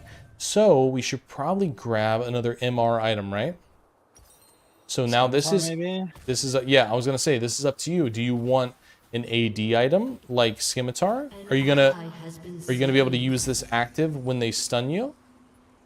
Well, I can try any of Okay. I'm not used to it. Just remember that you have it. Your other option is Force of Nature. You have blue Force wards. nature's lame. You have blue wards, and I want this. I want this dragon.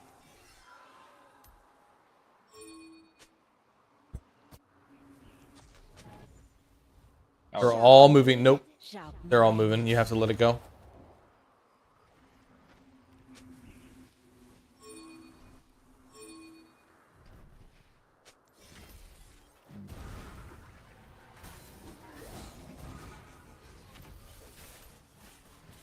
Strike quickly, strike deftly.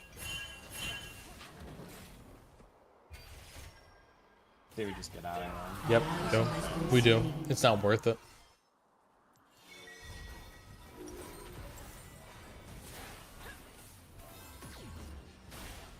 Nope. You have to get. You have to get that tower. They have Baron. Okay. Enemy killing spree. First tab again. What I thought. Your turret has been destroyed. To the death. Your turret has been destroyed. Your inhibitor has been destroyed. Just remember that you have your QSS. Oh, that guy's really low. That Malzahar there. Your turret has been destroyed. If we hit one vital, we kill him. Your inhibitor has been destroyed. Whoa. And a lag spike. Your turret has been destroyed. You can recall here. You can. You can finish. You can finish your Merc Skimmy too. Oh, he's. Nope, he's not chasing you. Okay, you're good. Oh. Stand ready. You have been Good slain. try. Good try. Merc Skimmy. Even if you lose this game, I promise you that this game you played really well, and you're going to. We're going to talk about this game too, but I do think you're going to see a lot of success with this play style, like a lot. Well, let's hope so. I think so. I think you've been level 18 for the last 5-10 minutes and your team is not. So I don't think this is much of you, and I think that we just have a team that is 150 CS behind and not doing very well. But you personally are keeping this game alive for about 10 minutes longer than it should have been. So you're doing a really good job, whether you see it or not. So Yeah, I will take what I can get.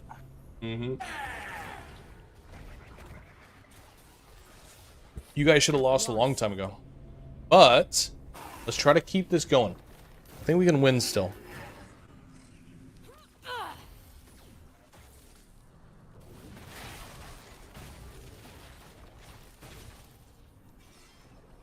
I think they can I have hopefully no equal. make the base at least not game over. An enemy is unstoppable. How crazy do you want to play this? Do you want this? You want to keep this game going? Runs Look at mid lane real quick. I mean, yeah. Look at mid lane. If we can, Can- try a stupid Hail Mary, I think that'd be fun. So, Enemy rampage. okay. Well, now you have to defend. Yep.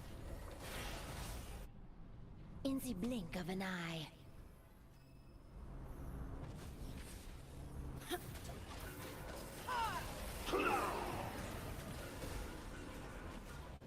Malzahar is like the main prio target. Him and Kaisa. Your turret has been destroyed.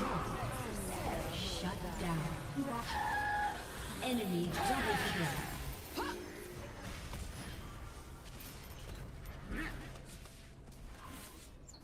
GG. This is a really good game. I know you probably don't feel that way because you lost. This is a really good game.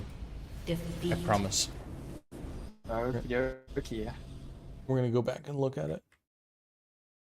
But seriously, good job that game. That was actually really good. You definitely you took the things that you were trying to learn, and you immediately implemented them into your gameplay, and it was really awesome to see. Really awesome to see. Made me very happy. Give me 1 second. I have to use the restroom real quick, and then we're gonna review this game together. Okie dokie.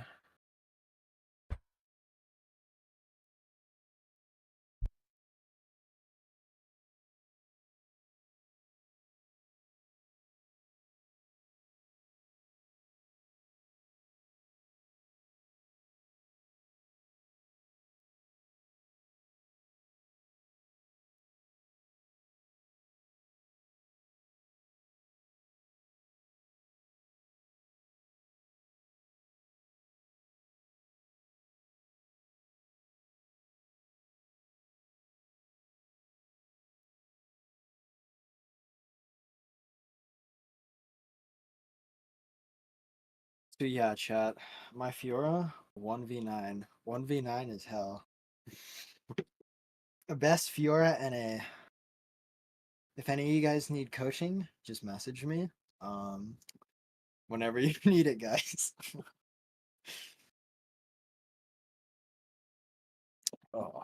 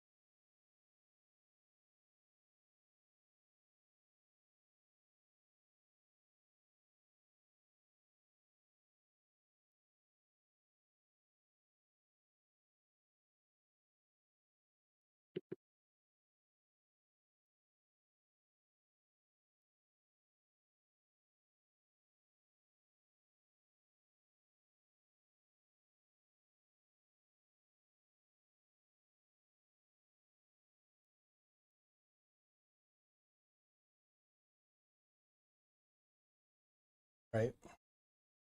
Are you there? Yeah, what's going on? Perfect.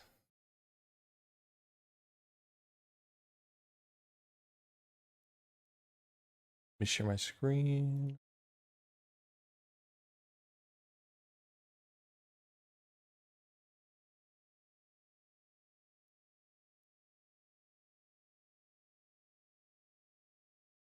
How do you feel after that game?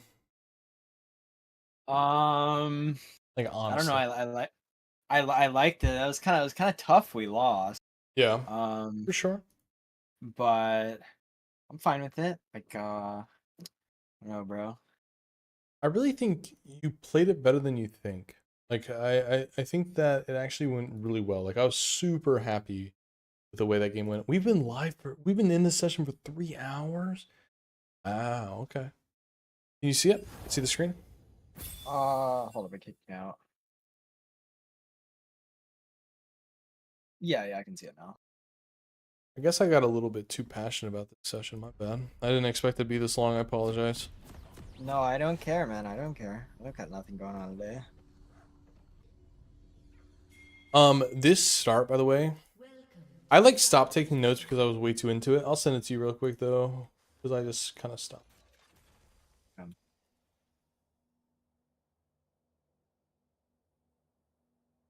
I'm gonna send it to you anyway. Oh, whoa. No, I didn't actually. What's that? I didn't look at the ones you sent here. Oh, that was from game 1. The ones Okay. that was just to have you follow along with what I was talking about. And then this is game 2, but I stopped taking notes at like 20 minutes because I was really into it around that time. But this start is awesome. This start is so awesome. So on this side, same concept. If you wanted to start, you would put a ward here, and if you want to do the same thing, you want to invade, you would just put a ward here. See both of these.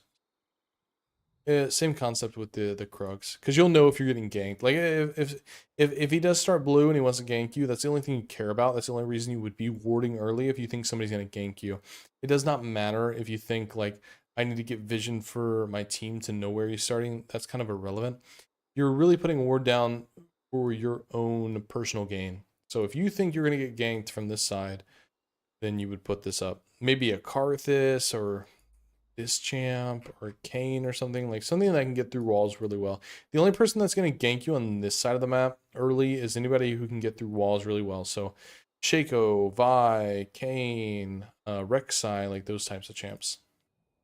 30 seconds until minions spawn. But this is seriously one of your, even the chat said amazing start, to be honest, by the way. I just want you to know, even chat said that. But no, seriously, this start was great. Warwick is a damn near impossible lane. It is just so obnoxious. So what you're really looking for when you're doing this is like super tight queues. just hold on. Yeah, I actually was trying for that. Yeah, just the type of Qs that are like just the smallest movement where you like Q and he's probably gonna get an auto on you, and then you Q in the smallest arrow ever and you auto attack because your Q is an auto reset, so you get 2 autos and he gets 1. And the reason this matchup is so tough is even when you do those short trades, it's Warwick, so he just gets all this healing. I don't know if you ever read his passive, but just read that passive. Yeah, he heals so much. It is disgusting. It is disgusting how much the champion heals. So you have to be really careful with him. Super careful. But this was great. I mean, I don't even really, I'll review the start on like 2x because, I mean, we set him up for the gank. We know Shaco was topside. We ping him. And I don't know if you've noticed from just the last 2 games we played, how much people genuinely respond to pings. They're not going to respond to you typing, but when you ping at them and you tell them there is a play available and you're pinging it, they are typically going to respond. And I hope that you've been able to notice that while we've been playing, because it's super important to use our pings for communication. Like you ping this guy and you tell him to gank and he comes straight for it. You know what I mean? Yeah. But he might not have noticed that a gank was available if you didn't. That's the thing. And you took a lot of initiative this game too and made a lot of play calls. So I'm kind of going to just speed through this a little bit on the first part because this was great. I do want to talk about... So we get the first kill, and I think that this makes sense. I think the recall on the first kill makes sense, right? Like we are just recalling and we're going to teleport back and we're going to spend our gold so that we spend our 800 gold that we have. We're going to get executioners and get the healing reduction for this guy. That makes sense. But there is a second kill we get here, and I want to explain why the tempo is really good. Also, super important. I want to explain, this is a huge concept to understand. Never let this wave hit the tower. So when you have, and this is a different situation, you only got 2 minions here, but sometimes you're going to have 5 minions here, or 6 or 7, or like whatever it may be. Hold the line. Hold this line. If you have to miss these minions, it's much more worth it for you to miss 5 minions here than to let this minion wave hit the tower. Because it ruins the wave state and it ruins your tempo. This wave cannot touch the tower. The next wave, you need to walk behind these casters and you need to catch this wave before it even comes close to your tower. You need to catch it here. So if you have to miss these guys, and you don't have to attack them, you don't have to do anything with them, just do not let them hit your tower. Because what this does is, if this wave does hit the tower, then it creates a slow push back to the enemy. So let's say these 3 do hit, so now they die to the tower, now they have 3 casters, you have 6 minions here, and he gets a slow push back to his tower. And what that does is, and like I said, this gets more and more punishing as you climb. What this does is enemy jungler, Teemo, by the way, is able to look at top lane and say, wow, I have a whole 2-minute window to gank this guy because his wave is slow pushing back to my tower. So he could go ahead and do Gromp, and he could do Wolves, and he could do Blue, and he could do Scuttle, and he could just be watching you the whole time, just ready to gank you whenever, because you have a huge wave pushing back and it's a slow push. You don't want that. You know what I'm saying?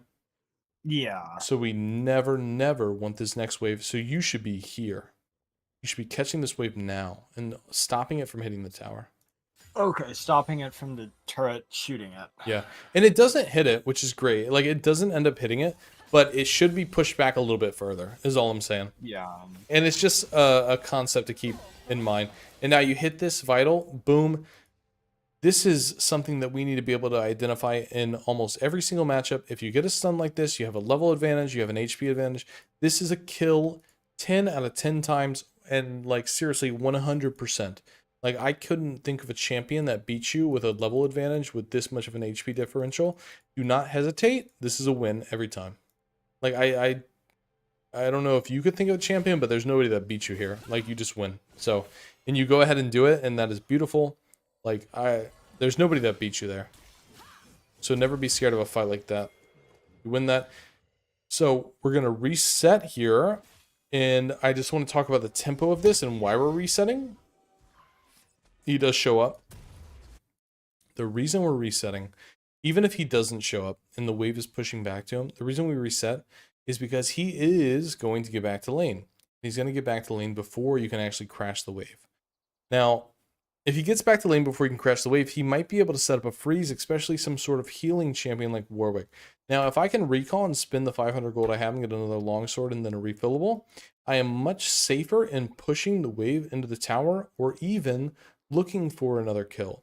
It's just a better scenario for me than trying to push the wave with not 300 HP because he hit us with an ability. Like we would have 500, 600 HP compared to the guy who's going to show up with 1,000 and he's going to have twice our HP. And it's really hard to push the wave when we're that low. And we were able to walk to wave after we got the first kill.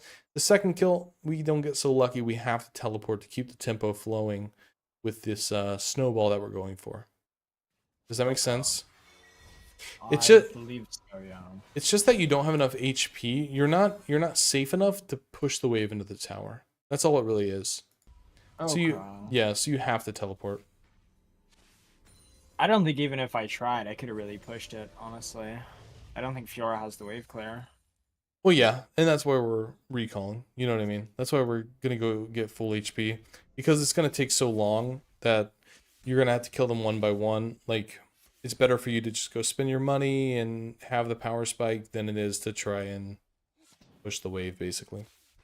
Teemo basically trolls the hell out of this, by the way. Like, what is this? He's a Sigma now. It's an alpha. Yeah, Skibidi. With the Sigma. Yep. Yeah. It's crazy when you go back and watch games because, like, what was he? He was trying to dive you here. Like, what does this play look? He's all the way over here. Hold on. He walks down like he's gonna do something right.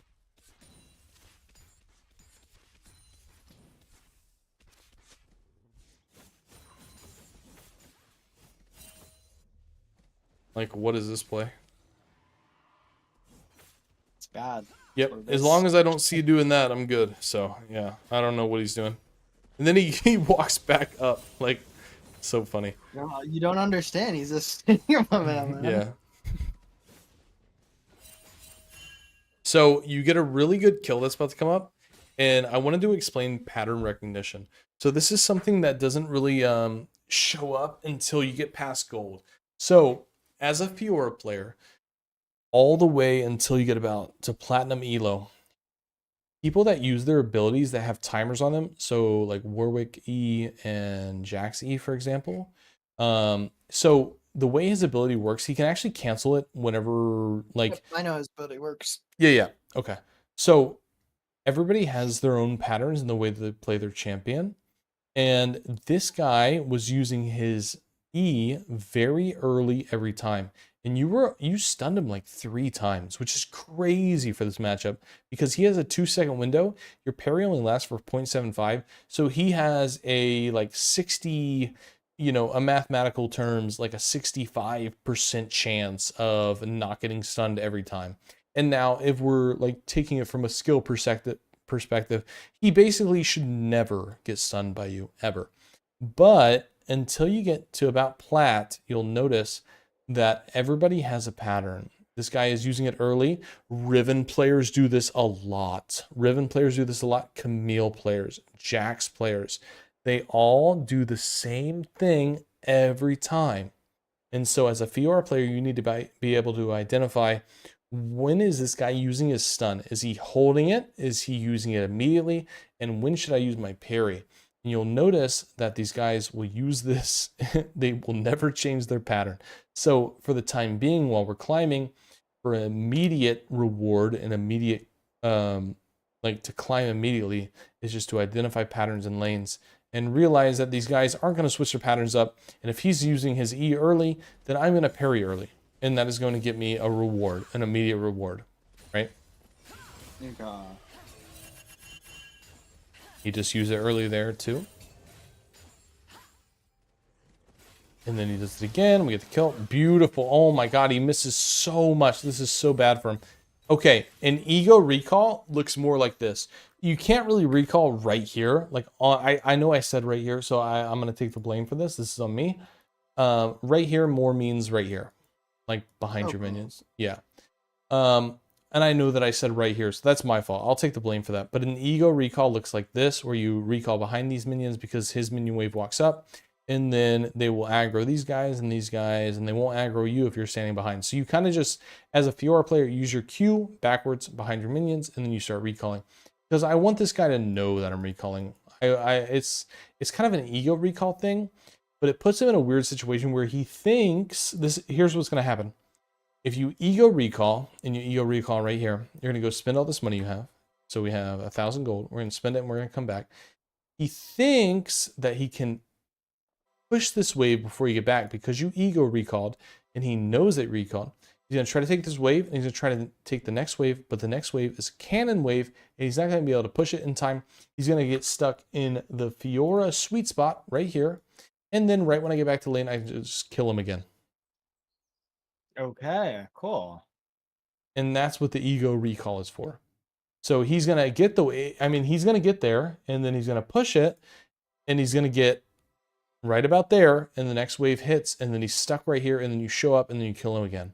And then what you're going to do, so how this situation would have gone if we wouldn't have died there, this is a whole series of unfortunate events for the Warwick. So let's say we didn't die. The Warwick is going to push this wave all the way to here. He's going to catch the wave about right here because this wave is pushing, and he'll get this wave and he'll push it, and then he'll be in the middle of the lane, maybe a little bit more than that circle is, but you're going to kill him again because you have a huge lead, and then you're going to push this wave down, and then you're going to kill him behind his tower. So this is where his game is completely over.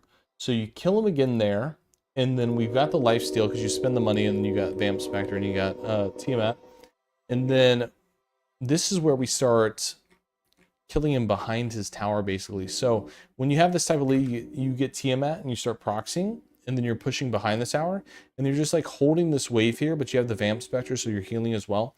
But he is level 4 and you're level 6, and there's one point in this game where I believe that you're level 9 and he's level 7. Like, you have a 2-level lead on this guy for the majority of the game, actually, and throughout the laning phase as well. And like currently you have a 2-level lead. And when you have a 2-level lead, that means you're allowed to push behind the tower, and you're allowed to bully this guy. You're allowed to come down here, and you're allowed to hold this wave right here. And as long as you have lifesteal and you have Tiamat Vamp Spectre, it's your discount Dollar General Ravenous Hydra, and you're able to get your HP back as long as you're using your active properly.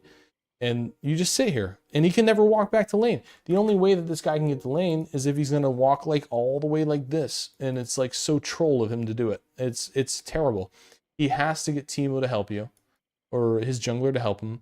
And there's certain junglers that don't do very well before pre-6. Actually, a lot of junglers don't do well pre-6. And you're able to just kill them both. And I mean, this is like the type of game where you just solo 1v9 type of game. Unfortunately, we died right here, and it doesn't happen. But unfortunately, no matter what, Teemo is so obnoxious for melees like Fiora. You probably wouldn't have been able to do it anyways, but I'm just showing you that that's an option that you can actually proxy in between here and just keep the enemy out of the just out of the game entirely, basically, with that type of lead.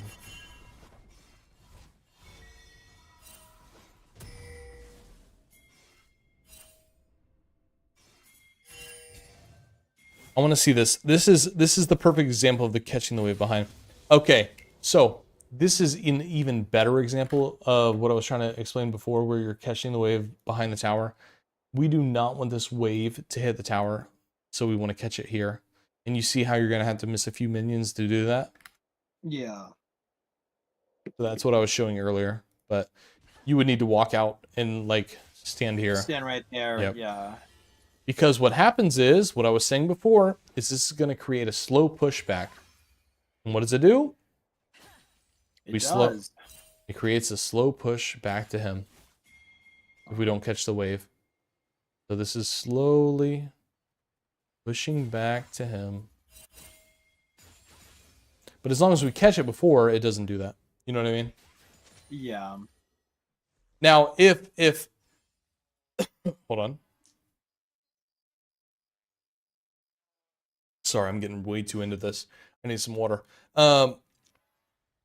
If we were playing against a good jungler A good jungler would see this and realize that he has a 30 to 45 second window to gank you, which you're leaving up a massive window. I mean, like, this is a double pane window that is like, yo, jump on in and gank me.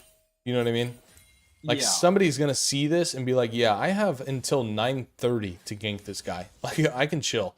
Let me finish my Gromp real quick. Let me do these guys, and then I'll gank them. You know what I mean? Like, you have set yourself up in a position where you are very gankable at this moment.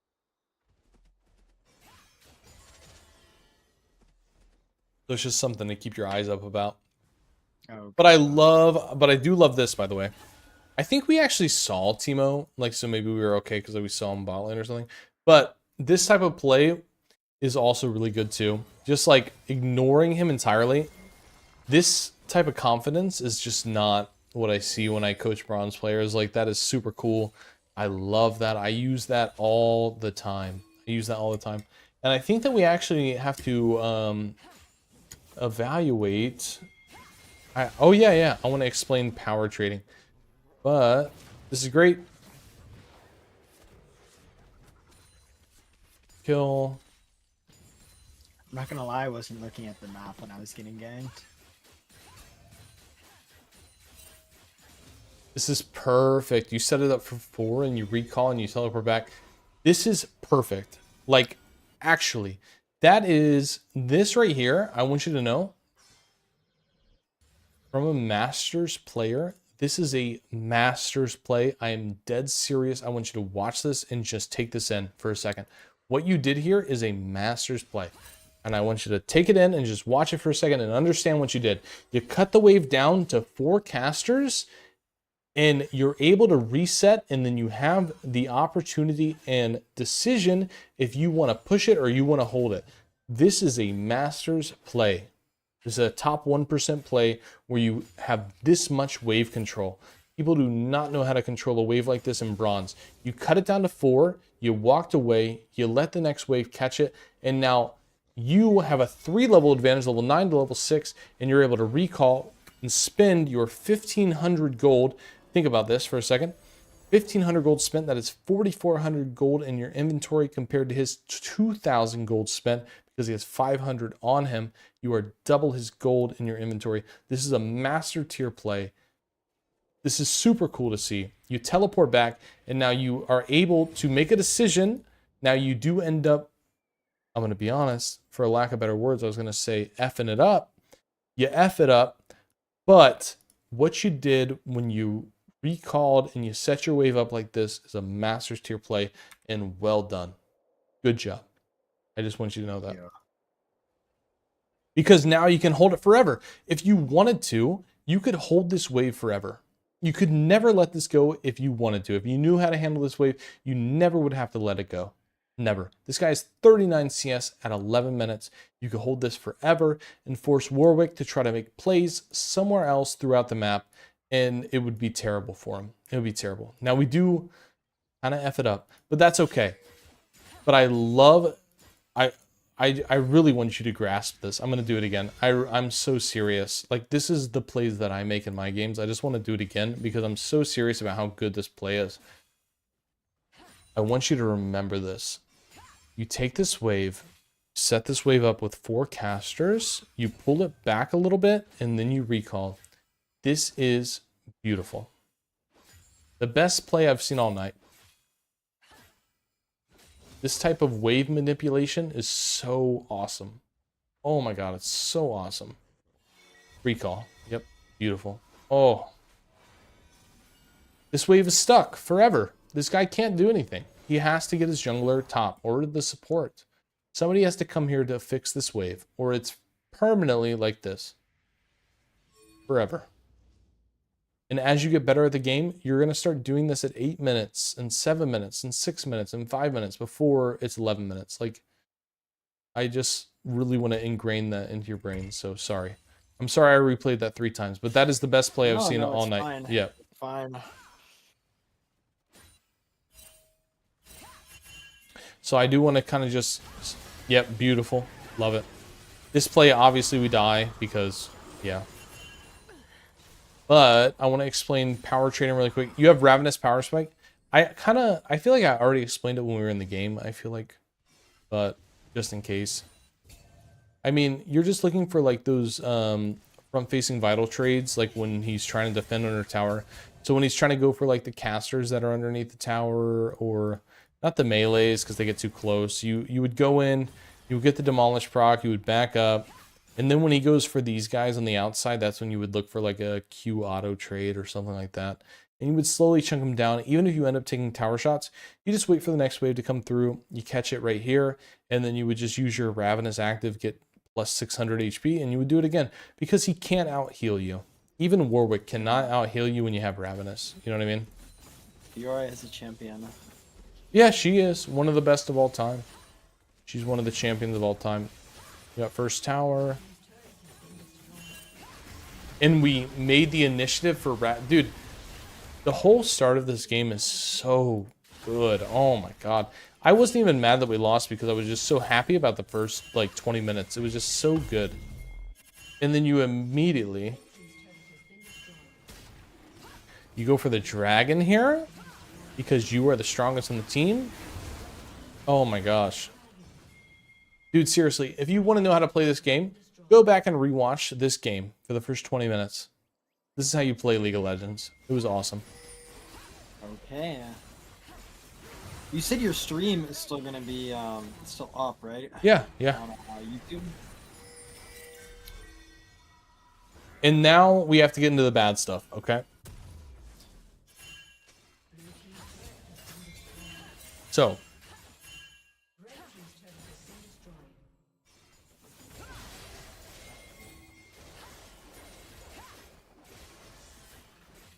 It's all fine. This is a death. I mean, we had some confidence, but like, this is where, okay, like I said, first 20 minutes, perfect. And then after the first 20 minutes, we kind of started slacking off. But I was so happy with your first 20 minutes that I just didn't really care too much. But now that we're in the review, we have to talk about it. Do you really think you win this? There is too many... Go ahead. I was gonna say maybe. I think if I attacked Malzahar, I feel like I would have had a chance, but the fact that I attacked Warwick, I think I was just cooked. I think I was. You have to parry the Malzahar R to beat this. Malzahar is one of those anti-Fiora champions where you just don't win unless you magically parry his ulti. There's no way to win this because there's too many abilities to parry. He's got CC. Yeah, there's 3. Yeah, there's too much CC. It's just not worth it. You just run away. Like, I mean, it's such an ego, bro. Like, I love it. And you know what the craziest thing is? You even get a second way. Like, you were out here, and then you got a second way out because you stunned him, and then you still went back in. You got 3 shots, and you're like, you know what? I'm going for it anyways. I mean, I respect it, but obviously, there was no way you win this, and you should have just walked away. It's not worth it. Not worth it. Yeah.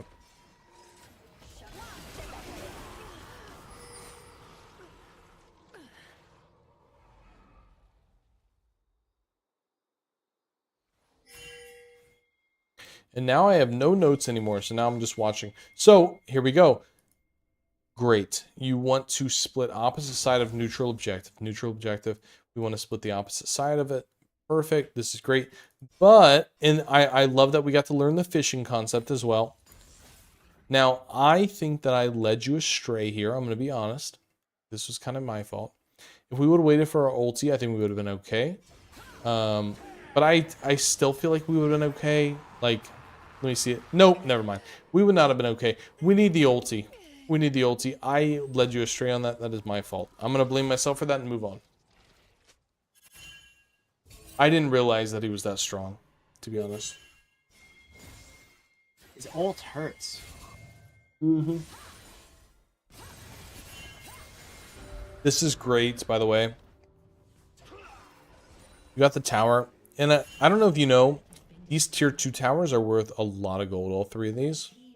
They're worth more than all the other turrets, right? They are, yeah. These are the ones that are worth dying for. Because look how much gold you get when you hit it. Plus 700. That is a lot of money, man. A lot of money. I know that the tier 3 ones are kind of like not too much money. Yeah. I believe. But I don't know about the. I actually don't know about the ones on Nexus.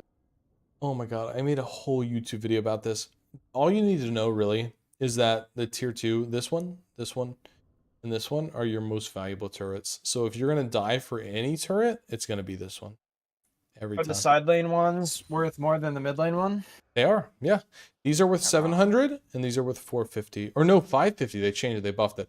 7, 550, 7. Yep. It used to be 450. It actually used to be cheaper. It used to be 350 for the mid. That's why there was a huge controversy about that for mid lane like 3 years back, because mid laners didn't get enough gold for pushing towers. So that's why there was a huge meta shift, and it was like Katarina mid and Akali all the time, because you wanted to roam, because there was no reason for you to push the tower because you didn't get any gold. They buffed the towers because assassins were getting too strong, like Talon and stuff like that.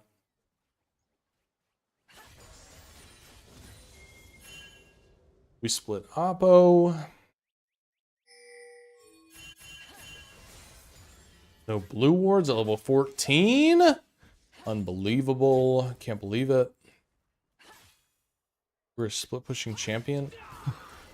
Dude, it's so scary that you do this. I hope you know that. Like, what if he just ult you right here? Like, it's so scary. I think I was trying to predict that.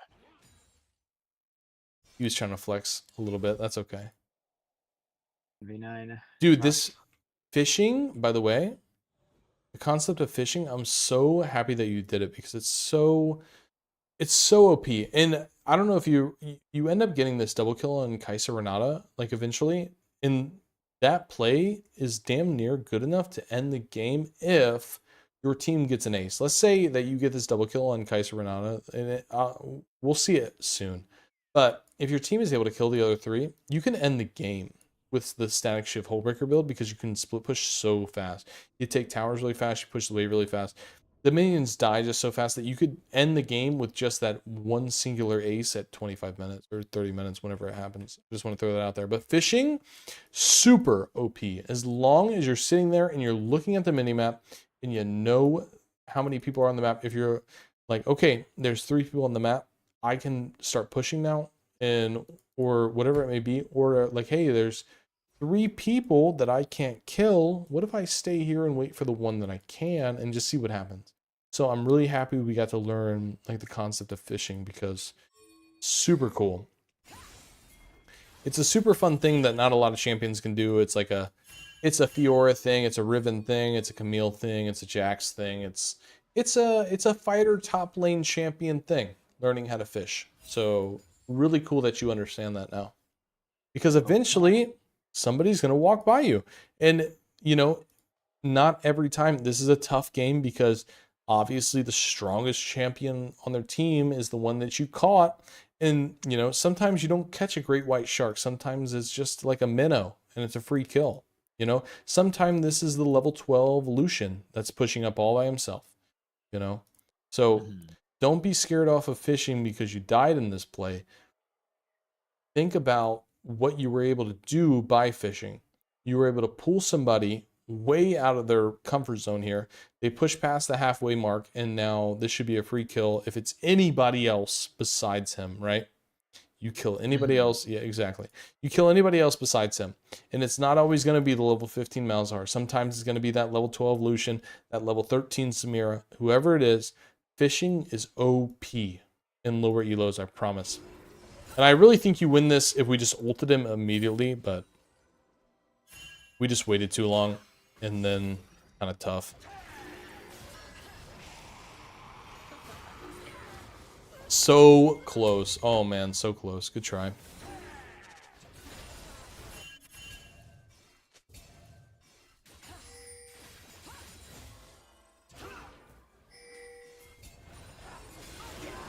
And then you try to fish again. I love it. No, I mean, seriously. If it's anybody else besides him, man, it is such a good play. I'm happy that you at least tried it, because you're understanding the concept of what you're doing, and I think that's really awesome. So, what is the context in which I would fish normally? if there's nothing, like, so if we go back to like here, Okay.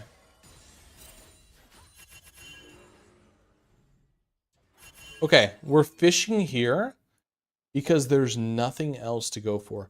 You don't have, so you have nothing to recall for. You have 700 gold.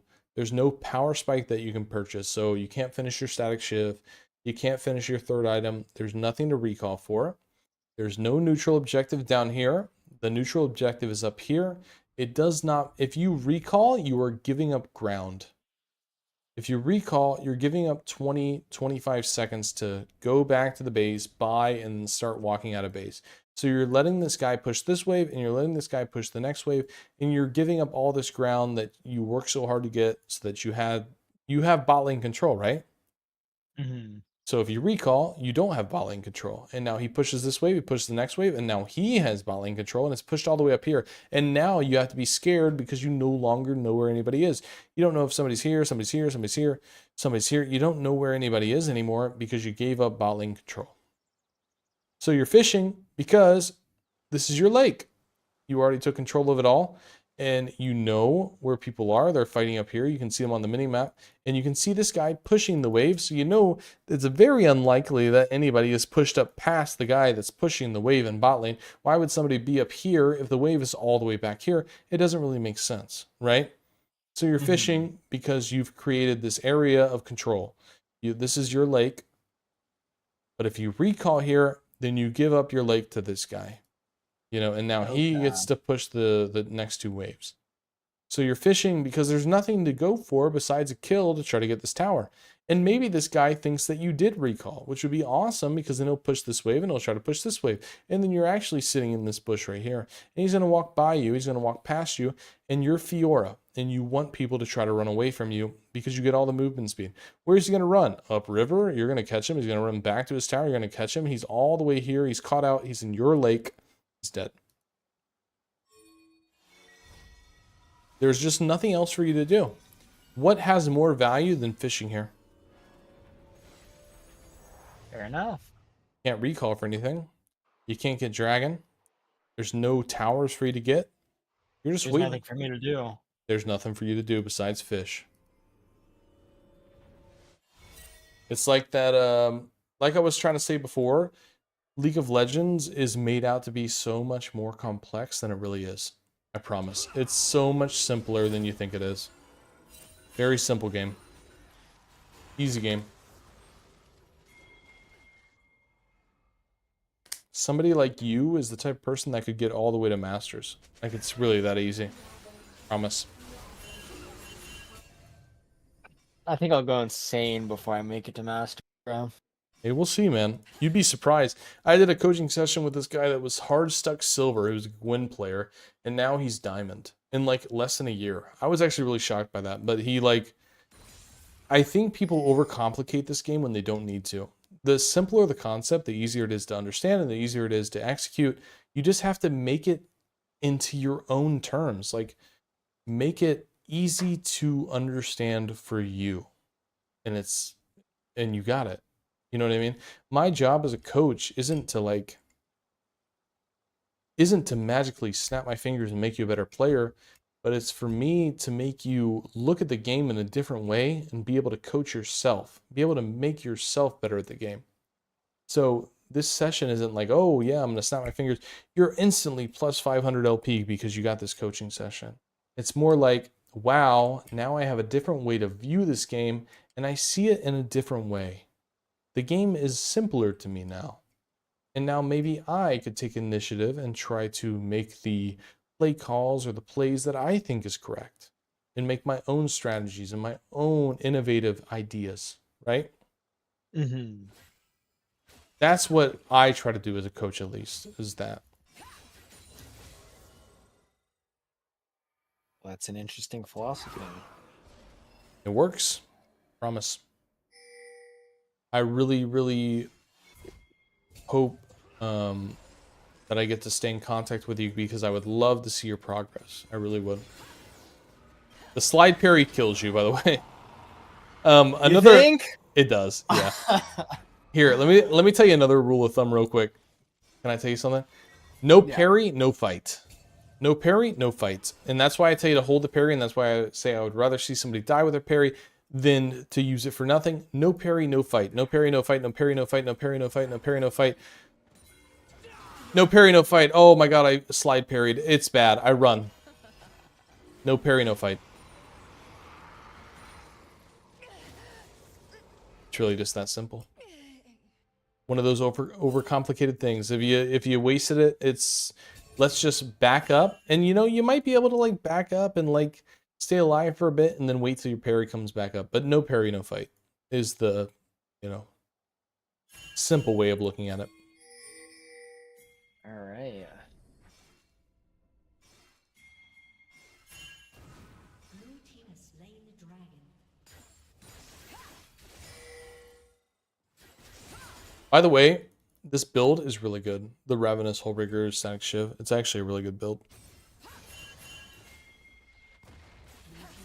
When should I build static? 'Cause this is my first time ever hearing about Fiora. Every game. Why not? It's cheap. Ev- 2,800 How gold. much is it?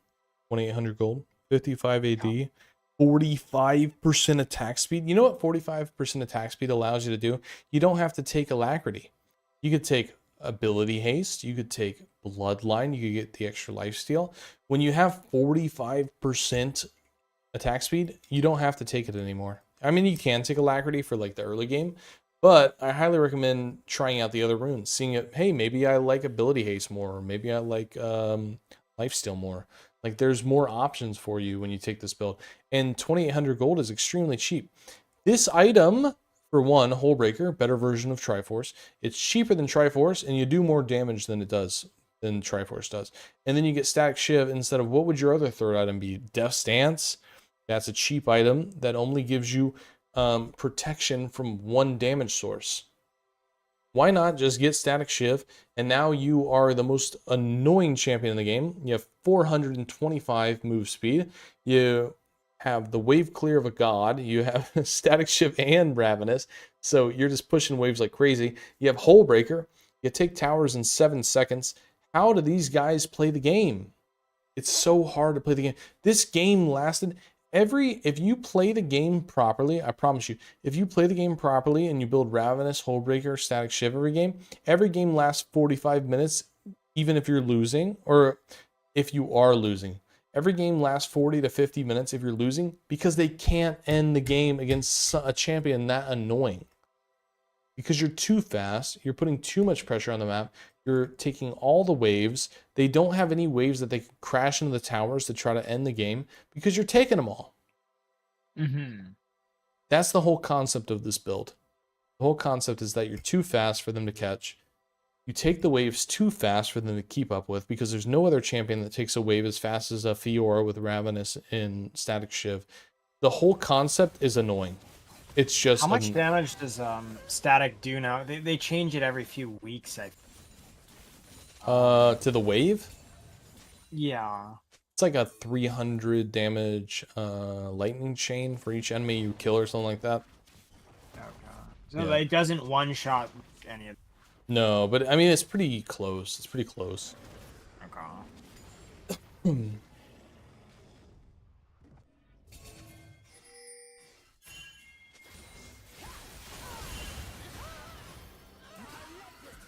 This double kill, so great, by the way. Let's just rewatch this so that you can see what you did. You went bot lane, opposite side of neutral. They try to close out on you. We went aggressive. The parry was too early, once again. So, once again, I want you to really get into that parry discipline mindset, because did you really need to use it that early? Like, honestly, let's watch it again. Normal speed. Did you really need to use it? I think you win this fight without parry.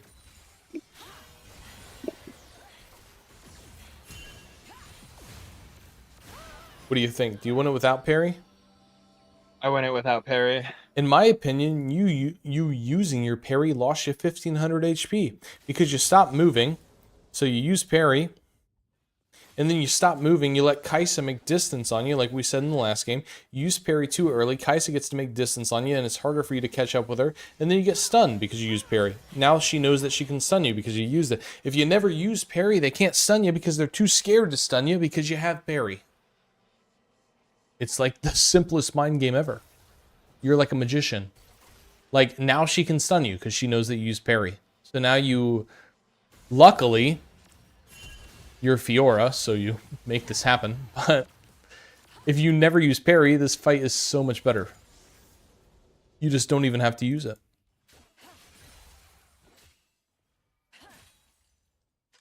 Just imagine you don't use parry here. Ah, I see. You would have killed her already.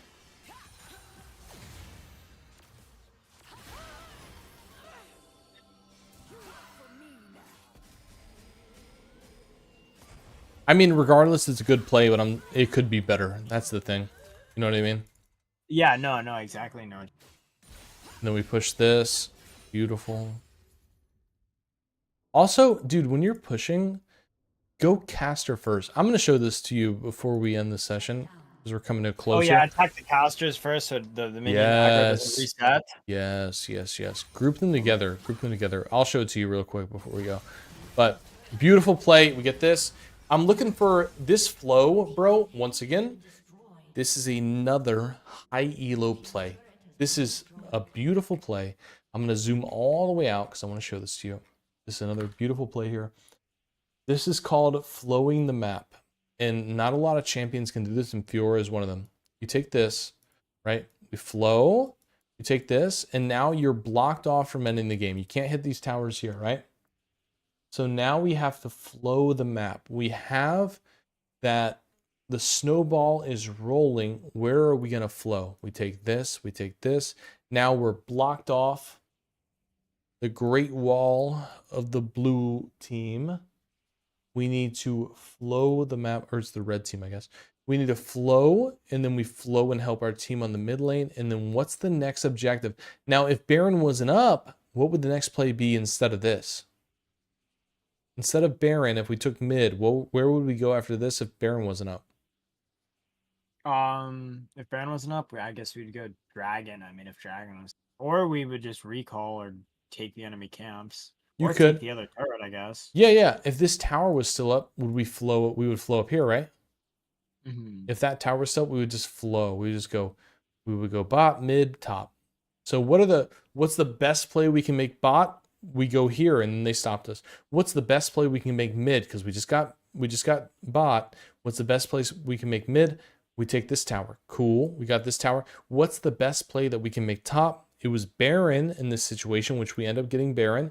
Great freaking play. Great play. And if it wasn't Baron, if Baron was already gone, then we would look for a play up top. So what's the best play we can make top? Maybe there's no tower there. If there's no tower there, then we just clear all the jungle camps. Gromp, blue, wolves. Like, so you're looking, when you're flowing the map, you're looking for the best play on each stage of the map. There's a bot lane, there's a mid lane, there's a top lane. There's a bot side of the map, there's a mid side of the map, there's a top side of the map. When I'm flowing the map, I'm looking for the best play that I can make on each of those 3 levels. Does that make sense? Okay. No, that does make sense, yeah. What can I take from those 3 levels of the map that are important right now, currently? And this was an amazing play. We got inhibitor, and then we go Baron. So beautiful, bro. This was an awesome play. And you did this without your jungler.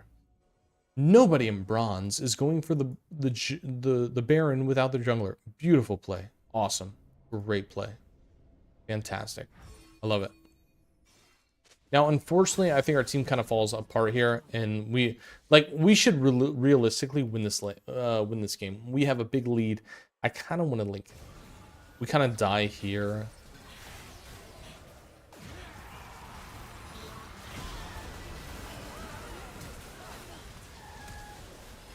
We'll have to see. But like the thing is, man, we didn't have a lot of help towards the end, but like the plays that you made were they were genuinely so good. They were so good. I really hope you don't get thrown off by like the fact that we lost this game, and it takes away from the fact that you played this game really well. Like genuinely. Okay.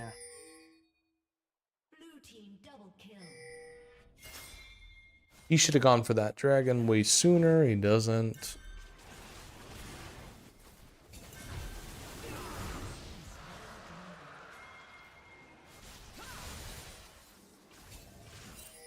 fishing. We get the Kaisa kill soon, I think. Yep, fishing. Because, like, anybody else here just recalls and they make no progress here. Like, you're just holding down the fact that you've pushed this. And you're sitting here and you're just waiting. Like, you know, a support, a Sona could walk by, a Soraka. Like, somebody important could walk by that you could one-shot. And, like, this just changes the game entirely. You know what I mean? Yeah. And you end up killing her. And the issue is, who dies here? Somebody is an idiot here. Yeah, Vel'Koz. Just doesn't even need to be here. Like, you just win this by yourself. I don't know why. You're going to come across that a little bit where people are just dumb. But that's a big kill to get. Like, that's their 11 kill ADC. You know what I mean? And now we flow towards the next fight.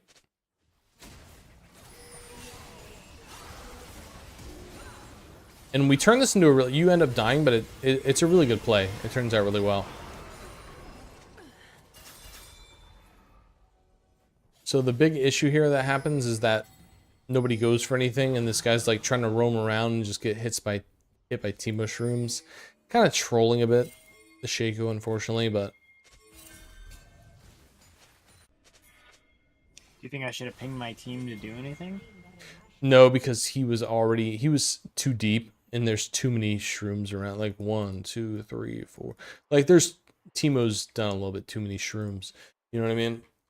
Yeah. If they had better HP, then yeah, you would ping them to go ahead and do the Baron, but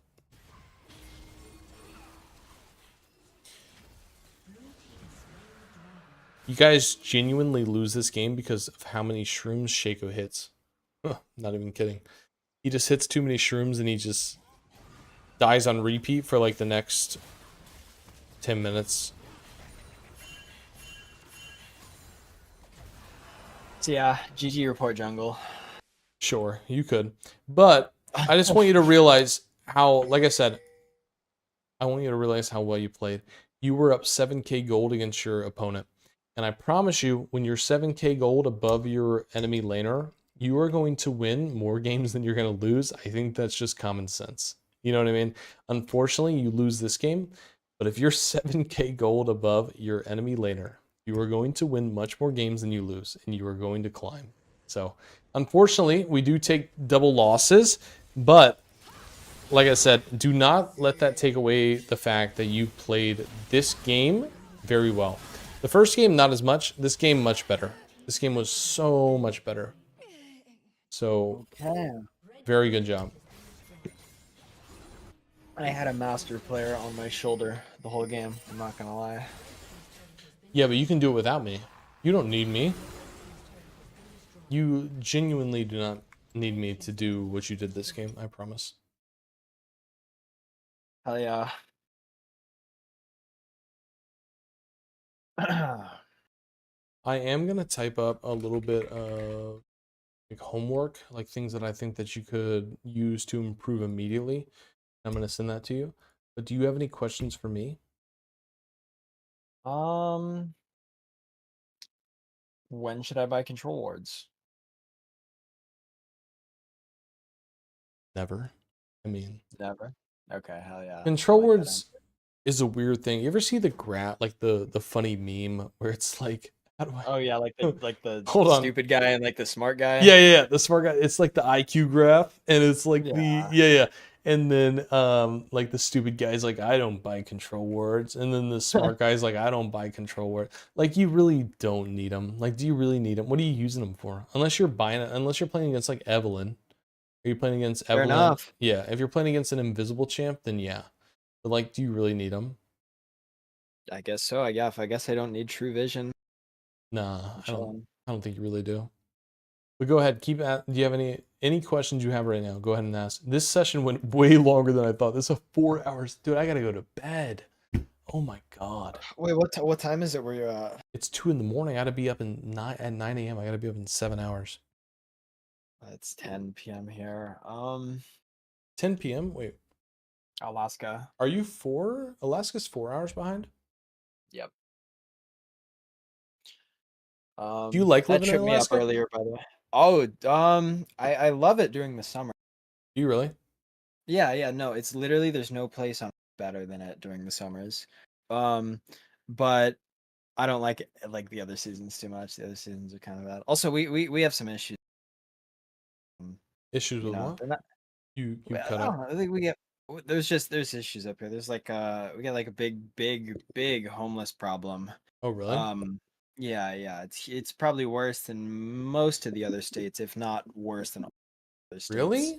Like Yeah, worse than California? yeah, it's just how like Alaskan culture is. Like when there's a lot of like villages out here, like native villages, when like the tribe leaders, they don't like when people like drink too much, so they give them a one-way ticket, and so the city ends up with, you know, people that got a one-way ticket and can't go back. Um, Oh. yeah.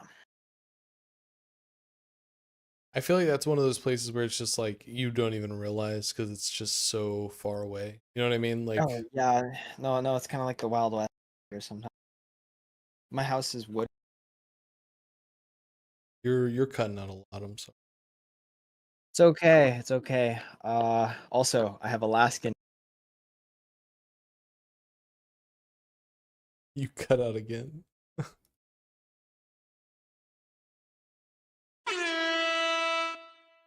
Oh God! Did you just hit me with a stream deck? Maybe. You know what's funny? Somebody, one of my viewers, he bought me a stream deck a long time ago. It's still in the box from a year ago. I need to set that up. Dude, you're like disrespecting the viewer. You gotta set that thing up now. No, he's a good friend. He's a good guy. Oh, come on.